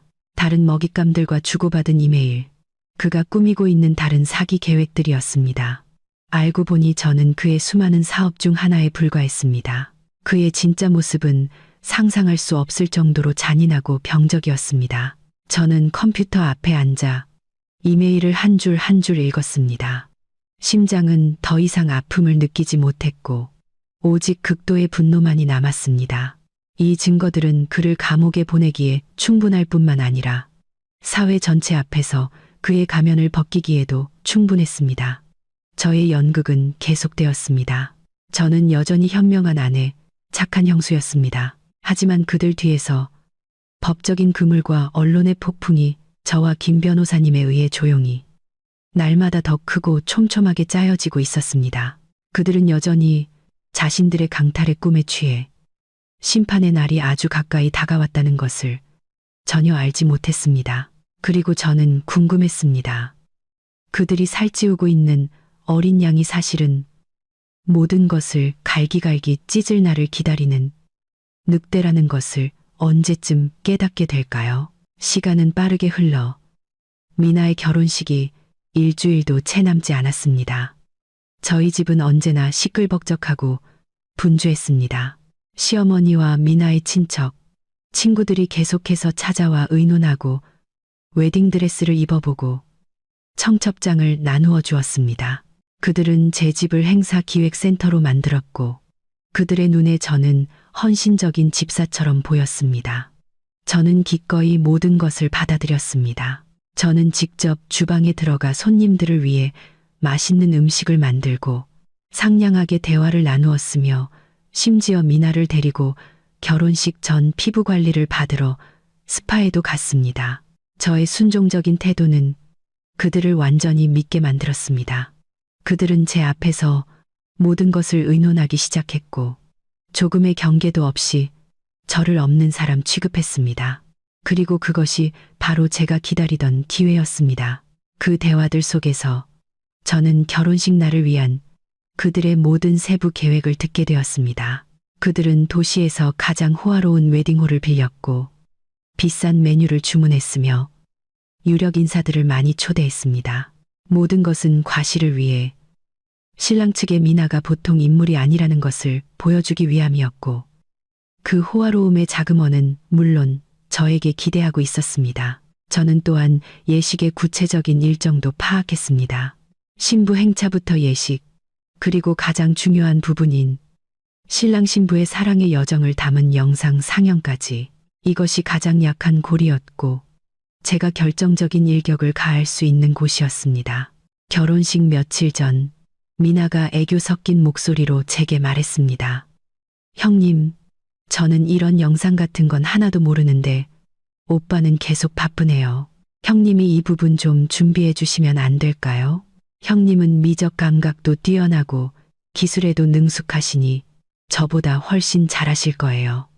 저는 매우 기쁜 척하며 즉시 수락했습니다. 어머, 그런 거라면 걱정 마. 언니한테 맡겨. 언니가 정말 감동적이고 놀라운 영상을 만들어 줄게. 보는 사람마다 행복해서 울게 될 거라고 장담해. 미나는 기뻐서 저를 껴안고 연신 고맙다고 말했습니다. 그녀는 곧 흘릴 눈물이 행복의 눈물이 아니라 굴욕과 수치의 눈물이라는 것을 몰랐습니다. 저는 즉시 웨딩홀의 기술팀과 연락했습니다. 저는 제가 신부의 형수로서 영상 부분을 전적으로 책임지게 되었다고 말했습니다. 저는 그들에게 프로젝터 시스템에 접근할 권한을 달라고 요청했고 전날 리허설을 잡았습니다. 물론 저는 기술팀장에게 적지 않은 돈을 찔러주며 모든 것이 완벽해야 하고 어떤 실수도 있어서는 안 된다고 말했습니다. 팀장은 제가 통이 크고 전문적이라고 생각했는지 즉시 동의했고 제가 준비한 깜짝 선물에 대해 절대 비밀을 지키겠다고 약속까지 했습니다. 제 계획은 간단했습니다. 저는 2개의 다른 비디오 파일을 준비했습니다. 첫 번째 파일의 이름은 행복한 결말 A로 지었습니다. 이것은 제가 미나의 웨딩 사진을 대충 편집하고 감미로운 로맨틱 음악을 입힌 실제 영상이었습니다. 이것은 미나와 민준에게 미리 보여주어 그들을 완전히 안심시킬 파일이었습니다. 두 번째 파일에는 시스템 백업, 테스트 1과 같이 관련 없어 보이는 기술적인 이름을 붙였습니다. 이것이야말로 저의 진짜 무기였습니다. 그 안에는 몰래 카메라에 담긴 민준과 미나의 모든 대화와 죄악적인 행위가 담긴 영상이 담겨 있었고 김 변호사님이 전문가에게 의뢰해 전문적으로 편집한 것이었습니다. 그들의 모든 음모와 거짓말을 폭로하는 날카로운 자막도 추가되었습니다. 결혼식 전날 오후 저는 리허설을 위해 웨딩홀에 갔습니다. 기술팀장의 도움으로 저는 시스템 백업 테스트 1 파일을 그들의 메인 서버 시스템 깊숙이 쉽게 심을 수 있었습니다. 저는 심지어 운영자가 평범한 웨딩 비디오 파일을 클릭하면 시스템이 자동으로 제 비디오 파일로 경로를 변경하여 재생하도록 몇 가지 가짜 명령어를 만들었습니다. 모든 것이 우연한 기술적 오류라는 완벽한 위장 아래 숨겨졌습니다. 모든 것이 준비되었습니다. 그물은 쳐졌고 미끼는 제자리에 놓였습니다. 저는 모든 사람이 모이고 그들이 자만심의 절정에 있을 때 단번에 세게 잡아당길 순간만을 기다리고 있었습니다. 그날 밤, 결혼식 전 마지막 밤, 시댁 식구들은 작은 파티를 열었습니다. 그들은 즐겁게 먹고 마시며 축배를 들었습니다. 시어머니는 미나의 손을 잡고 자랑스러운 목소리로 말했습니다. 내일 우리 딸이 세상에서 가장 아름다운 신부가 될 거야. 내일이면 모든 것이 달라질 거야. 네가 원하는 모든 것을 갖게 될 거란다. 미나는 저를 보았습니다. 가식적인 감사함과 도전적인 기색이 섞인 시선이었습니다. 민준도 저를 향해 잔을 들었습니다. 고마워, 지우야. 항상 멋진 아내이자 형수여서 고마워. 저도 미소를 지으며 잔을 들어 화답했습니다. 별 말씀을요. 다 우리 가족을 위해서인데요. 저는 붉은 와인을 단숨에 마셨습니다. 씁쓸한 맛이 입안에 퍼졌습니다. 저는 제 앞에서 즐겁고 행복해하는 얼굴들을 바라보았습니다. 저를 잡기 위해 함께 속임수에 그물을 짰던 사람들. 그들은 다가올 승리를 축하하고 있었습니다. 그들은 이것이 천국에서의 마지막 만찬이라는 것을 몰랐습니다. 왜냐하면 내일 벨벳 커튼이 올라가면 모두 함께 지옥으로 떨어져야 할 것이기 때문입니다. 제가 그들을 위해 특별히 만든 지옥으로요. 그리고 저는 궁금했습니다. 그들이 대형 스크린에서 가장 비열한 배신자의 역할로 나오는 자신들의 모습을 보았을 때도 그 미소를 계속 유지할 수 있을까요? 그리고 마침내 제가 가장 기다렸던, 그리고 그들이 가장 기다렸던 그날이 왔습니다. 저는 화려한 웨딩홀에 서 있었습니다. 주위에는 감미로운 음악, 샴페인 잔이 부딪히는 소리, 그리고 떠들썩한 축하의 말들이 가득했습니다. 모든 것이 완벽했습니다. 곧 상연될 비극을 위한 완벽한 무대였습니다. 저는 무대 위를 바라보았습니다. 수억 원짜리 순백의 웨딩드레스를 입은 미나가 신랑 곁에 수줍게 서 있었고 얼굴에는 만족스러운 행복이 넘쳤습니다. 그녀는 정말 아름다웠습니다. 천사처럼 아름다웠습니다. 하지만 저는 그 순수한 외모 뒤에 계산과 속임수의 검은색으로 물든 영혼이 숨어 있다는 것을 알았습니다. 그들 옆에서 민준과 시어머니도 환하게 웃으며 하객들과 인사를 나누고 있었습니다. 그들은 뛰어난 배우였고 완벽하게 역할에 몰입해 있었습니다. 시어머니는 며느리를 지극히 사랑하는 시어머니 역할을 맡아 친구들과 사업 파트너들 앞에서 끊임없이 저를 칭찬했습니다. 우리 집 맏며느리예요. 예쁘고 능력도 좋죠. 우리 미나를 친동생처럼 아껴요. 이 결혼식도 혼자서 다 준비했다니까요. 민주는 모범적인 오빠이자 이해심 많은 남편 역할을 맡았습니다. 그는 항상 제 곁에 서서 가끔씩 가벼운 어깨동무나 다정한 속삭임 같은 배려 깊은 행동을 했습니다. 그들은 만천하에 완벽하고 화목하며 서로 사랑하는 가족의 이미지를 구축하려고 애쓰고 있었습니다. 모든 것은 마지막 연극을 위한 길을 닦는 것이었습니다. 제가 희생을 감수하지 않으면 저를 속 좁은 사람으로 만들 연극을 위해서였습니다. 예식은 순조롭게 진행되었습니다. 전통적인 의식이 끝난 후 사회자는 감동적인 목소리로 신랑 신부에게 한마디 해달라고 청했습니다. 그리고 제가 엿들었던 각본대로 신랑의 연설이 끝나자 시어머니인 최 여사님이 무대로 올라오셨습니다.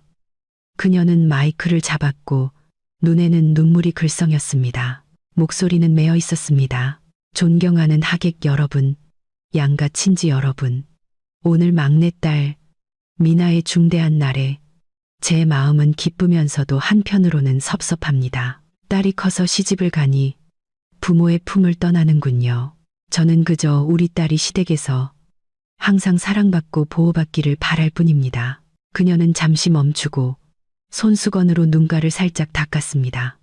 식장 전체는 신성한 모성애에 감동하여 조용해졌습니다. 그리고 그녀는 저를 향해 다정한 눈빛으로 돌아섰습니다. 저희 가족은 지우처럼 효심 깊고 능력 있는 며느리를 얻어서 정말 행운입니다. 너는 며느리가 아니라 딸이고 이 집의 맏딸이야. 네가 항상 동생들을 사랑하는 것을 안다. 오늘 내 동생이 시집 가는데 너도 동생을 축복하기 위해 의미 있는 선물을 준비했을 거라고 믿는다. 그렇지. 그녀의 말은 정말 교묘했습니다. 직접적으로 요구하지 않고 제가 스스로 나서야 하는 상황으로 몰아넣었습니다. 모든 시선, 모든 카메라 렌즈가 저를 향했습니다. 저는 곁에 있는 민준이 의미심장하게 제 손을 꽉 쥐는 것을 느꼈습니다. 그는 제게 연기할 시간이 되었다고 상기시키고 있었습니다. 저는 환하게 웃으며 사람들의 박수 속에서 일어섰습니다. 저는 우아하고 자신감 있는 걸음으로 무대로 올라갔습니다. 시어머니를 한번 안아주고 그녀만 들을 수 있도록 귓가에 속삭였습니다. 어머님, 연기 정말 잘하시네요. 저도 선물 준비했어요. 어머님 실망시켜드리지 않을 거라고 장담해요. 저는 그녀의 몸이 살짝 굳어지는 것을, 눈빛에 당혹감이 스치는 것을 보았습니다. 저는 마이크를 잡고 민준과 미나를 내려다보았습니다. 그들은 기대와 승리감에 찬 눈빛으로 저를 보고 있었습니다.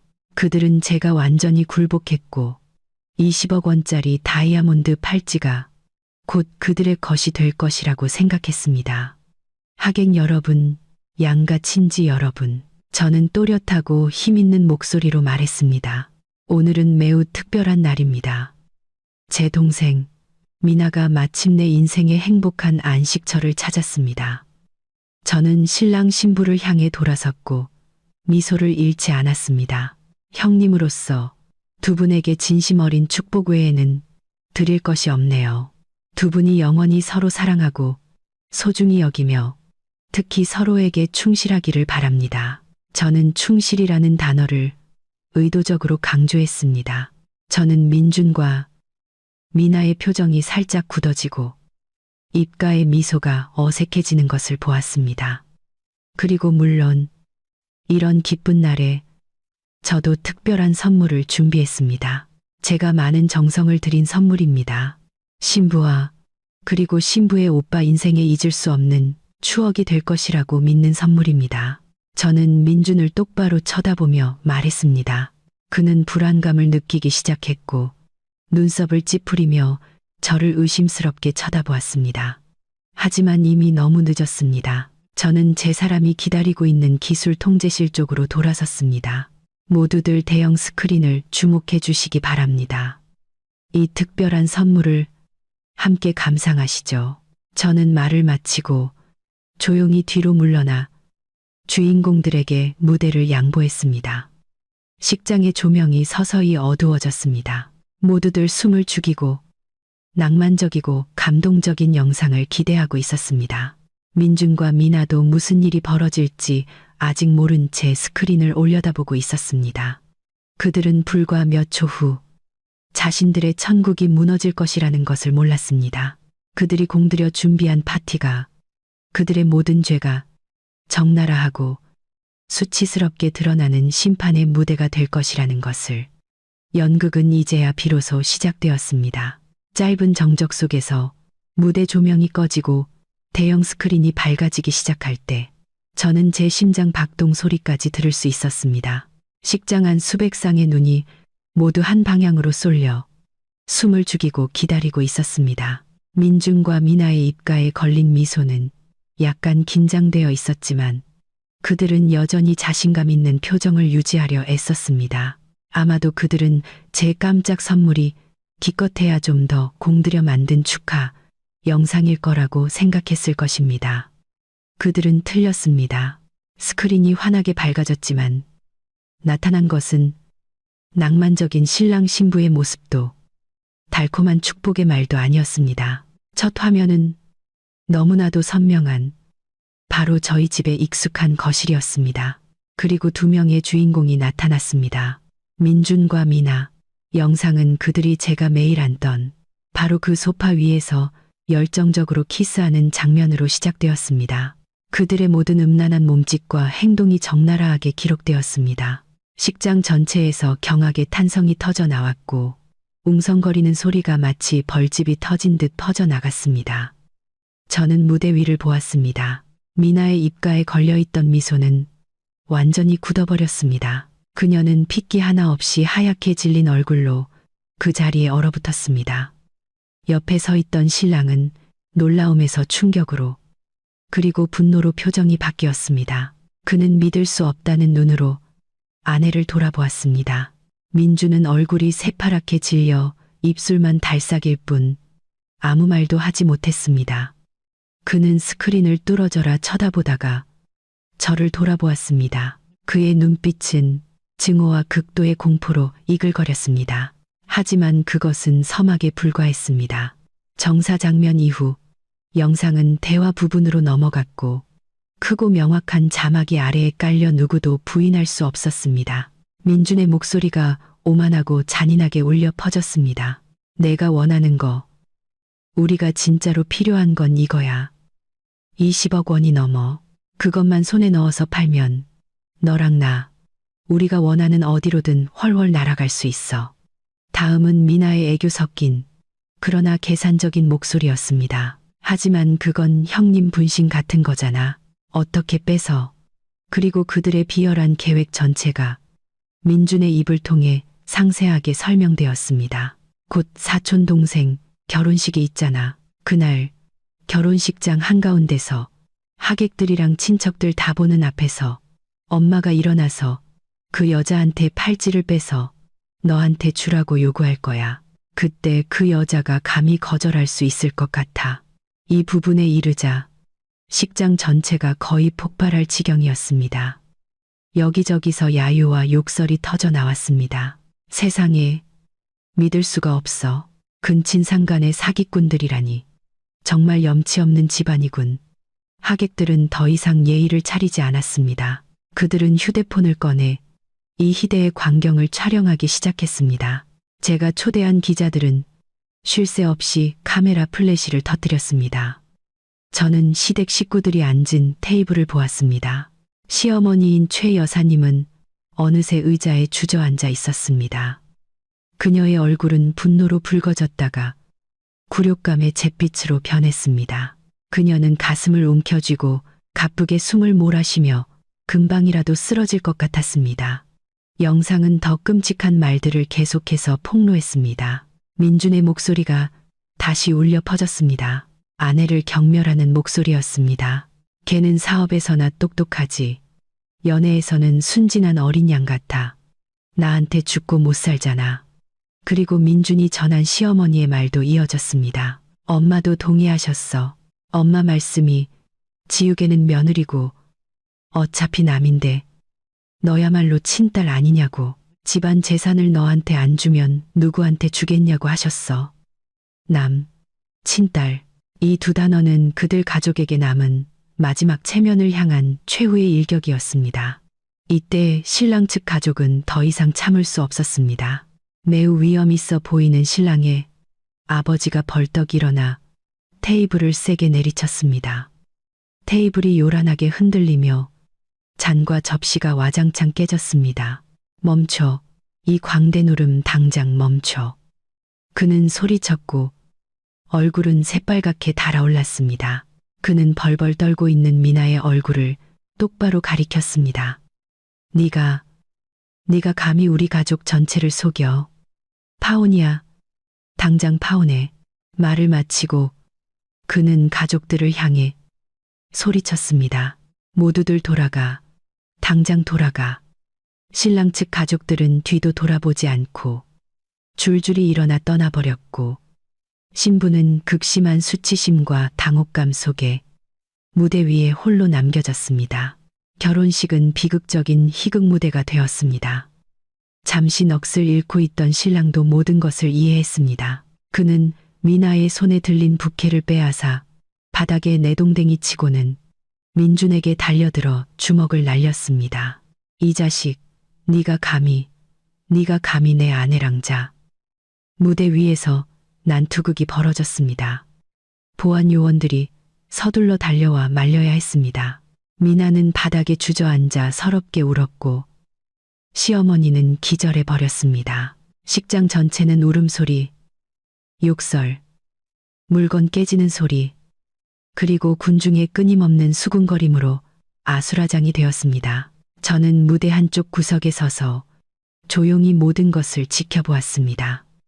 통쾌하지도 기쁘지도 않았습니다. 저는 그저 텅 빈 공허함과 피로감을 느꼈습니다.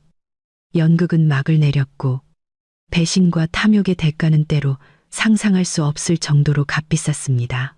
마치 전쟁터처럼 혼란스러운 풍경 속에서 사람들이 정신없이 영상을 찍고 손가락질하며 수군거릴 때 저는 태연하게 무대 중앙으로 다시 걸어 나갔습니다.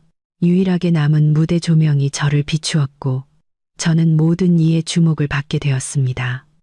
저는 바닥에 뒹굴고 있는 마이크를 주워 가볍게 불어 테스트했습니다. 스피커를 통해 증폭된 훅 소리에 시끄럽던 식장이 갑자기 조용해졌습니다. 호기심 많은 하객들부터 싸움을 말리느라 애쓰던 보안 요원들, 그리고 비극의 주인공들까지 모든 시선이 제게 쏠렸습니다. 신랑에게 한 대 맞은 민주는 바닥에 주저앉아 있었고 입가에는 피가 맺혀 있었습니다. 그는 저를 올려다보았고 그의 눈에는 더 이상 증오가 아닌 극심한 패배감과 공허함이 담겨 있었습니다. 미나는 여전히 흐느끼고 있었지만 이제는 힘없는 훌쩍임에 불과했습니다. 최 여사님은 친척 몇 명의 부축을 받아 구석에 있었고 여전히 충격에서 벗어나지 못한 표정이었습니다. 저는 식장 전체를 한번 훑어본 후 느리고 명확하게 한 글자 한 글자 힘주어 말했습니다. 여러분들의 파티를 망쳐서 죄송합니다. 저는 감정 없는 목소리로 시작했습니다. 하지만 저는 어떤 진실은 그것이 아무리 추하고 고통스럽더라도 반드시 밝혀져야 한다고 믿습니다. 여러분이 방금 보신 그 선물은 연출된 것이 아닙니다.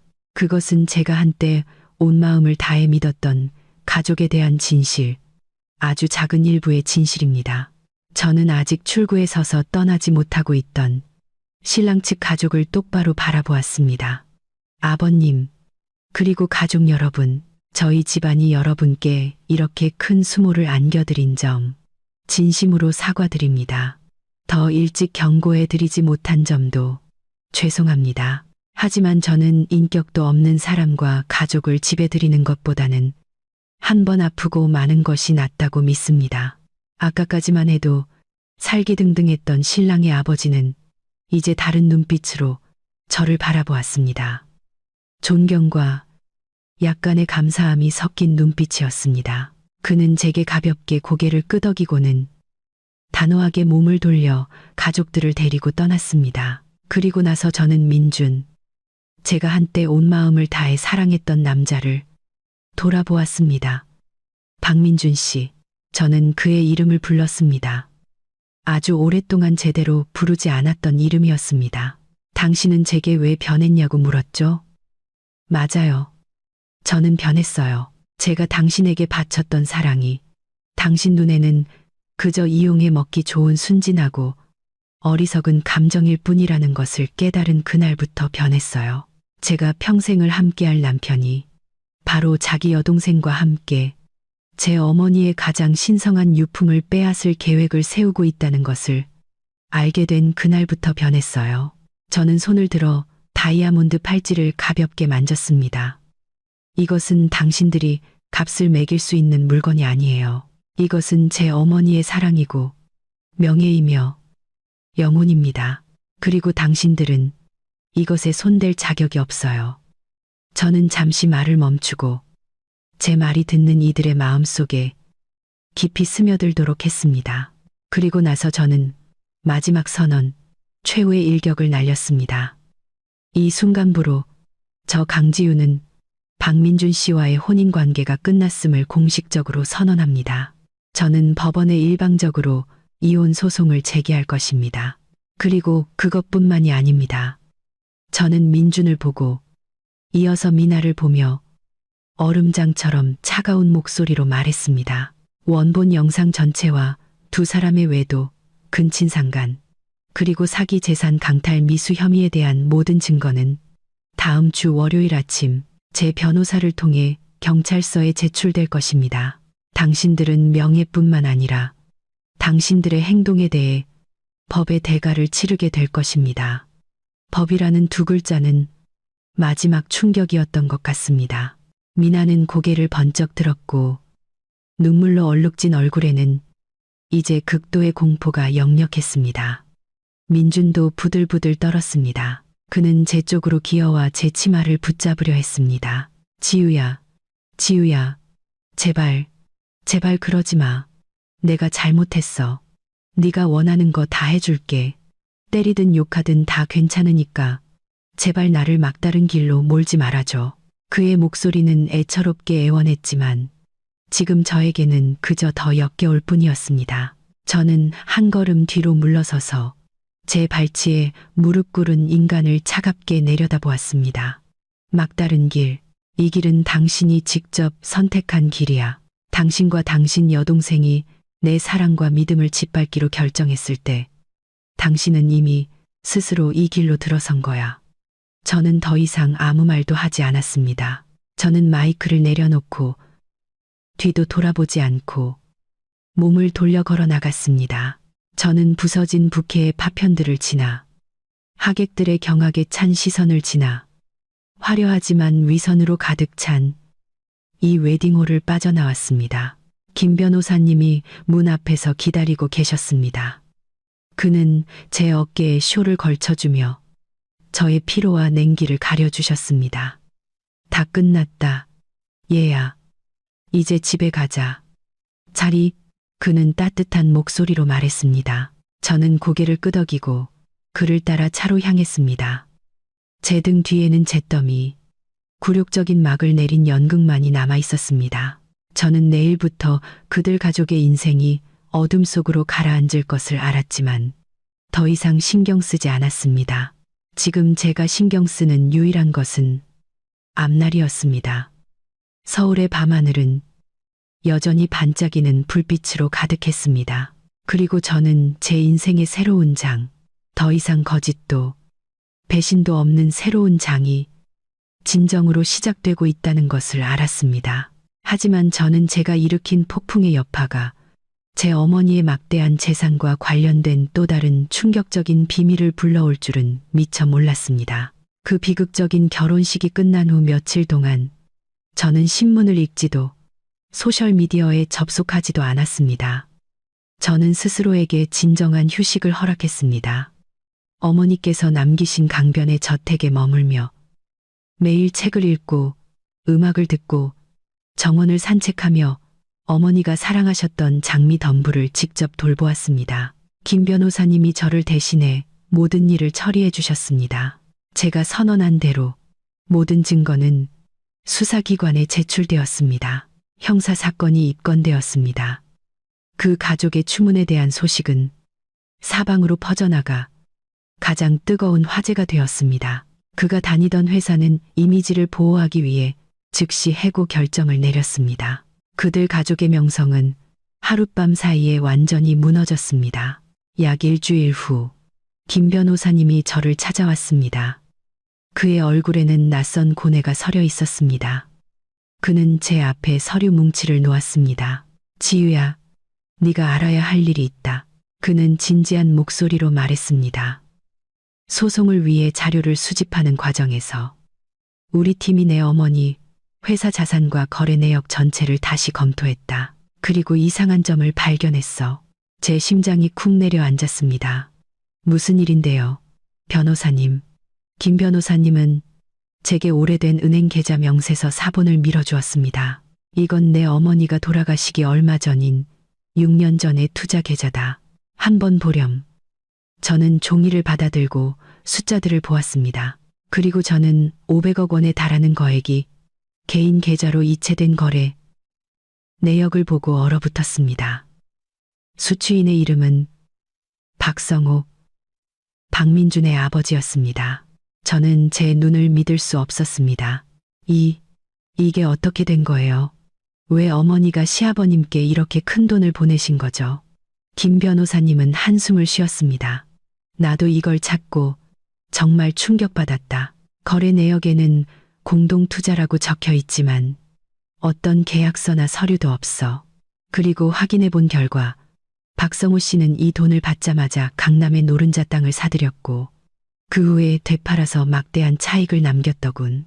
그들 가족이 오늘날 가지고 있는 모든 재산, 집, 차, 모든 것이 이 돈에서 시작된 거야. 머릿속이 핑 돌았습니다.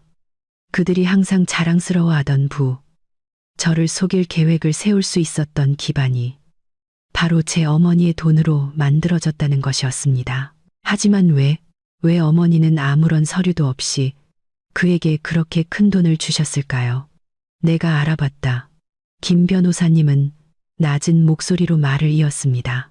그 당시 내 어머니는 병세 초기라 정신적으로 좀 쇠약하셨고 박성호 씨는 그저 작은 사업 파트너였는데 그가 접근해서 달콤한 말로 엄청난 수익을 낼 수 있는 투자 프로젝트를 꾸며내내 어머니를 설득했던 거야. 이건 사기였어. 내 어머니는 임종 직전에 아주 큰 금액의 사기를 당하신 거다. 충격적인 진실, 6년 동안 묻혀있던 비밀이었습니다. 알고 보니 저와 그들 가족의 관계는 단지 며느리와 시댁이 아니라 피해자와 사기꾼의 관계이기도 했습니다. 제 아내 증오가 다시 한번 불타올랐습니다. 그들은 저뿐만 아니라 제 어머니까지 속였습니다. 그들은 어머니에게서 사취한 바로 그 돈으로 아들을 키웠고 그 아들은 다시 어머니의 딸을 속였습니다. 정말 잔인하고 끔찍한 악순환이었습니다. 저희가 그들을 고소할 수 있을까요? 저는 분노로 떨리는 목소리로 물었습니다. 가능하다. 김 변호사님은 고개를 끄덕였습니다. 이 증거들로 우리는 그들을 사기 및 재산 편취 혐의로 고소할 수 있어. 원금과 이자를 포함한 모든 돈을 되찾을 수 있다. 그들을 완전히 빈털터리로 만들 수 있어. 하지만 저는 이내 침묵했습니다. 저는 창밖을 바라보며 아침 햇살 속에 피어나는 장미꽃들을 보았습니다. 저는 어머니의 유언을, 다이아몬드 팔찌에 대한 그녀의 당부를 떠올렸습니다. 어머니는 제가 증오에 잠겨 사는 것이 아니라 당당하고 눈부시게 살기를 원하셨습니다. 복수, 소송, 돈을 되찾는 것, 이런 것들이 정말 제게 평화를 가져다 줄까요? 아니면 지치고 힘든 나날들을 연장시켜 제 영혼이 결코 평온해질 수 없게 만들까요? 몇 달 후 민준과 미나의 재판이 열렸습니다. 저는 참석하지 않고 신문을 통해 결과만 읽었습니다. 부인할 수 없는 증거들로 두 사람 모두 자신들의 죄에 상응하는 형을 선고받았습니다. 그들의 가족은 또한 신랑 측 가족으로부터 혼인 사기 및 손해배상 소송에 직면해야 했습니다. 그들은 정말로 완전히 몰락했습니다. 그리고 어머니가 사기당한 500억 원에 대해서는 저는 결정을 내렸습니다. 저는 소송을 제기하지 않았습니다. 이미 돌아가신 분을 법과 언론의 소용돌이 속으로 다시 끌어들이고 싶지 않았습니다. 대신 저와 김 변호사님은 다른 방법을 사용했습니다. 우리는 어머니의 이름을 딴 자선재단을 설립했습니다. 어머니처럼 강인한 미혼모들의 창업을 지원하는 재단이었습니다. 그리고 재단의 첫 번째 프로젝트는 바로 예전에 박성호 씨가 어머니에게서 사취했던 강남의 그 노른자 땅 전체를 다시 사들여 여성을 위한 교육 및 지원 센터를 짓는 것이었습니다. 저는 시세보다 높은 가격, 그들 가족이 빚을 갚고 평범한 삶을 살 수 있을 만큼의 가격을 지불했습니다. 하지만 동시에 그들이 한때 자랑스러워하고 사기로 얻은 부의 상징이었던 그 땅을 포기하게 만들기에 충분한 가격이었습니다. 그것이 저의 복수 방식이었습니다. 시끄럽지 않지만 뼈아프고 깊이 있는 복수. 1년 후 저는 여성창업지원센터 건물 옥상에 서서 반짝이는 도시의 불빛을 내려다보았습니다. 이 건물은 어머니의 땅 위에 어머니의 이름으로 지어졌고 이제 수백 명의 다른 여성들을 돕고 있었습니다. 저는 평온한 미소를 지었습니다. 저는 더 이상 증오나 고통을 느끼지 않았습니다. 저는 어머니의 상실과 제 자신의 고통을 의미 있는 것으로 바꾸었습니다. 제 손이 무심코 다이아몬드 팔찌에 닿았습니다. 그것은 여전히 당당하게 빛나고 있었습니다. 저는 어머니와의 약속을 지켰습니다. 누구도 그것을 빼앗아가지 못하게 했습니다. 그리고 저는 살았습니다. 이 다이아몬드처럼 눈부신 삶을. 과거는 끝났습니다. 새로운 미래, 새로운 여정이 눈앞에 펼쳐져 있었습니다. 그리고 저는 어디에 있든 무엇을 하든 어머니가 항상 곁에서 자랑스러운 딸을 보며 미소 짓고 계실 것이라는 것을 알았습니다.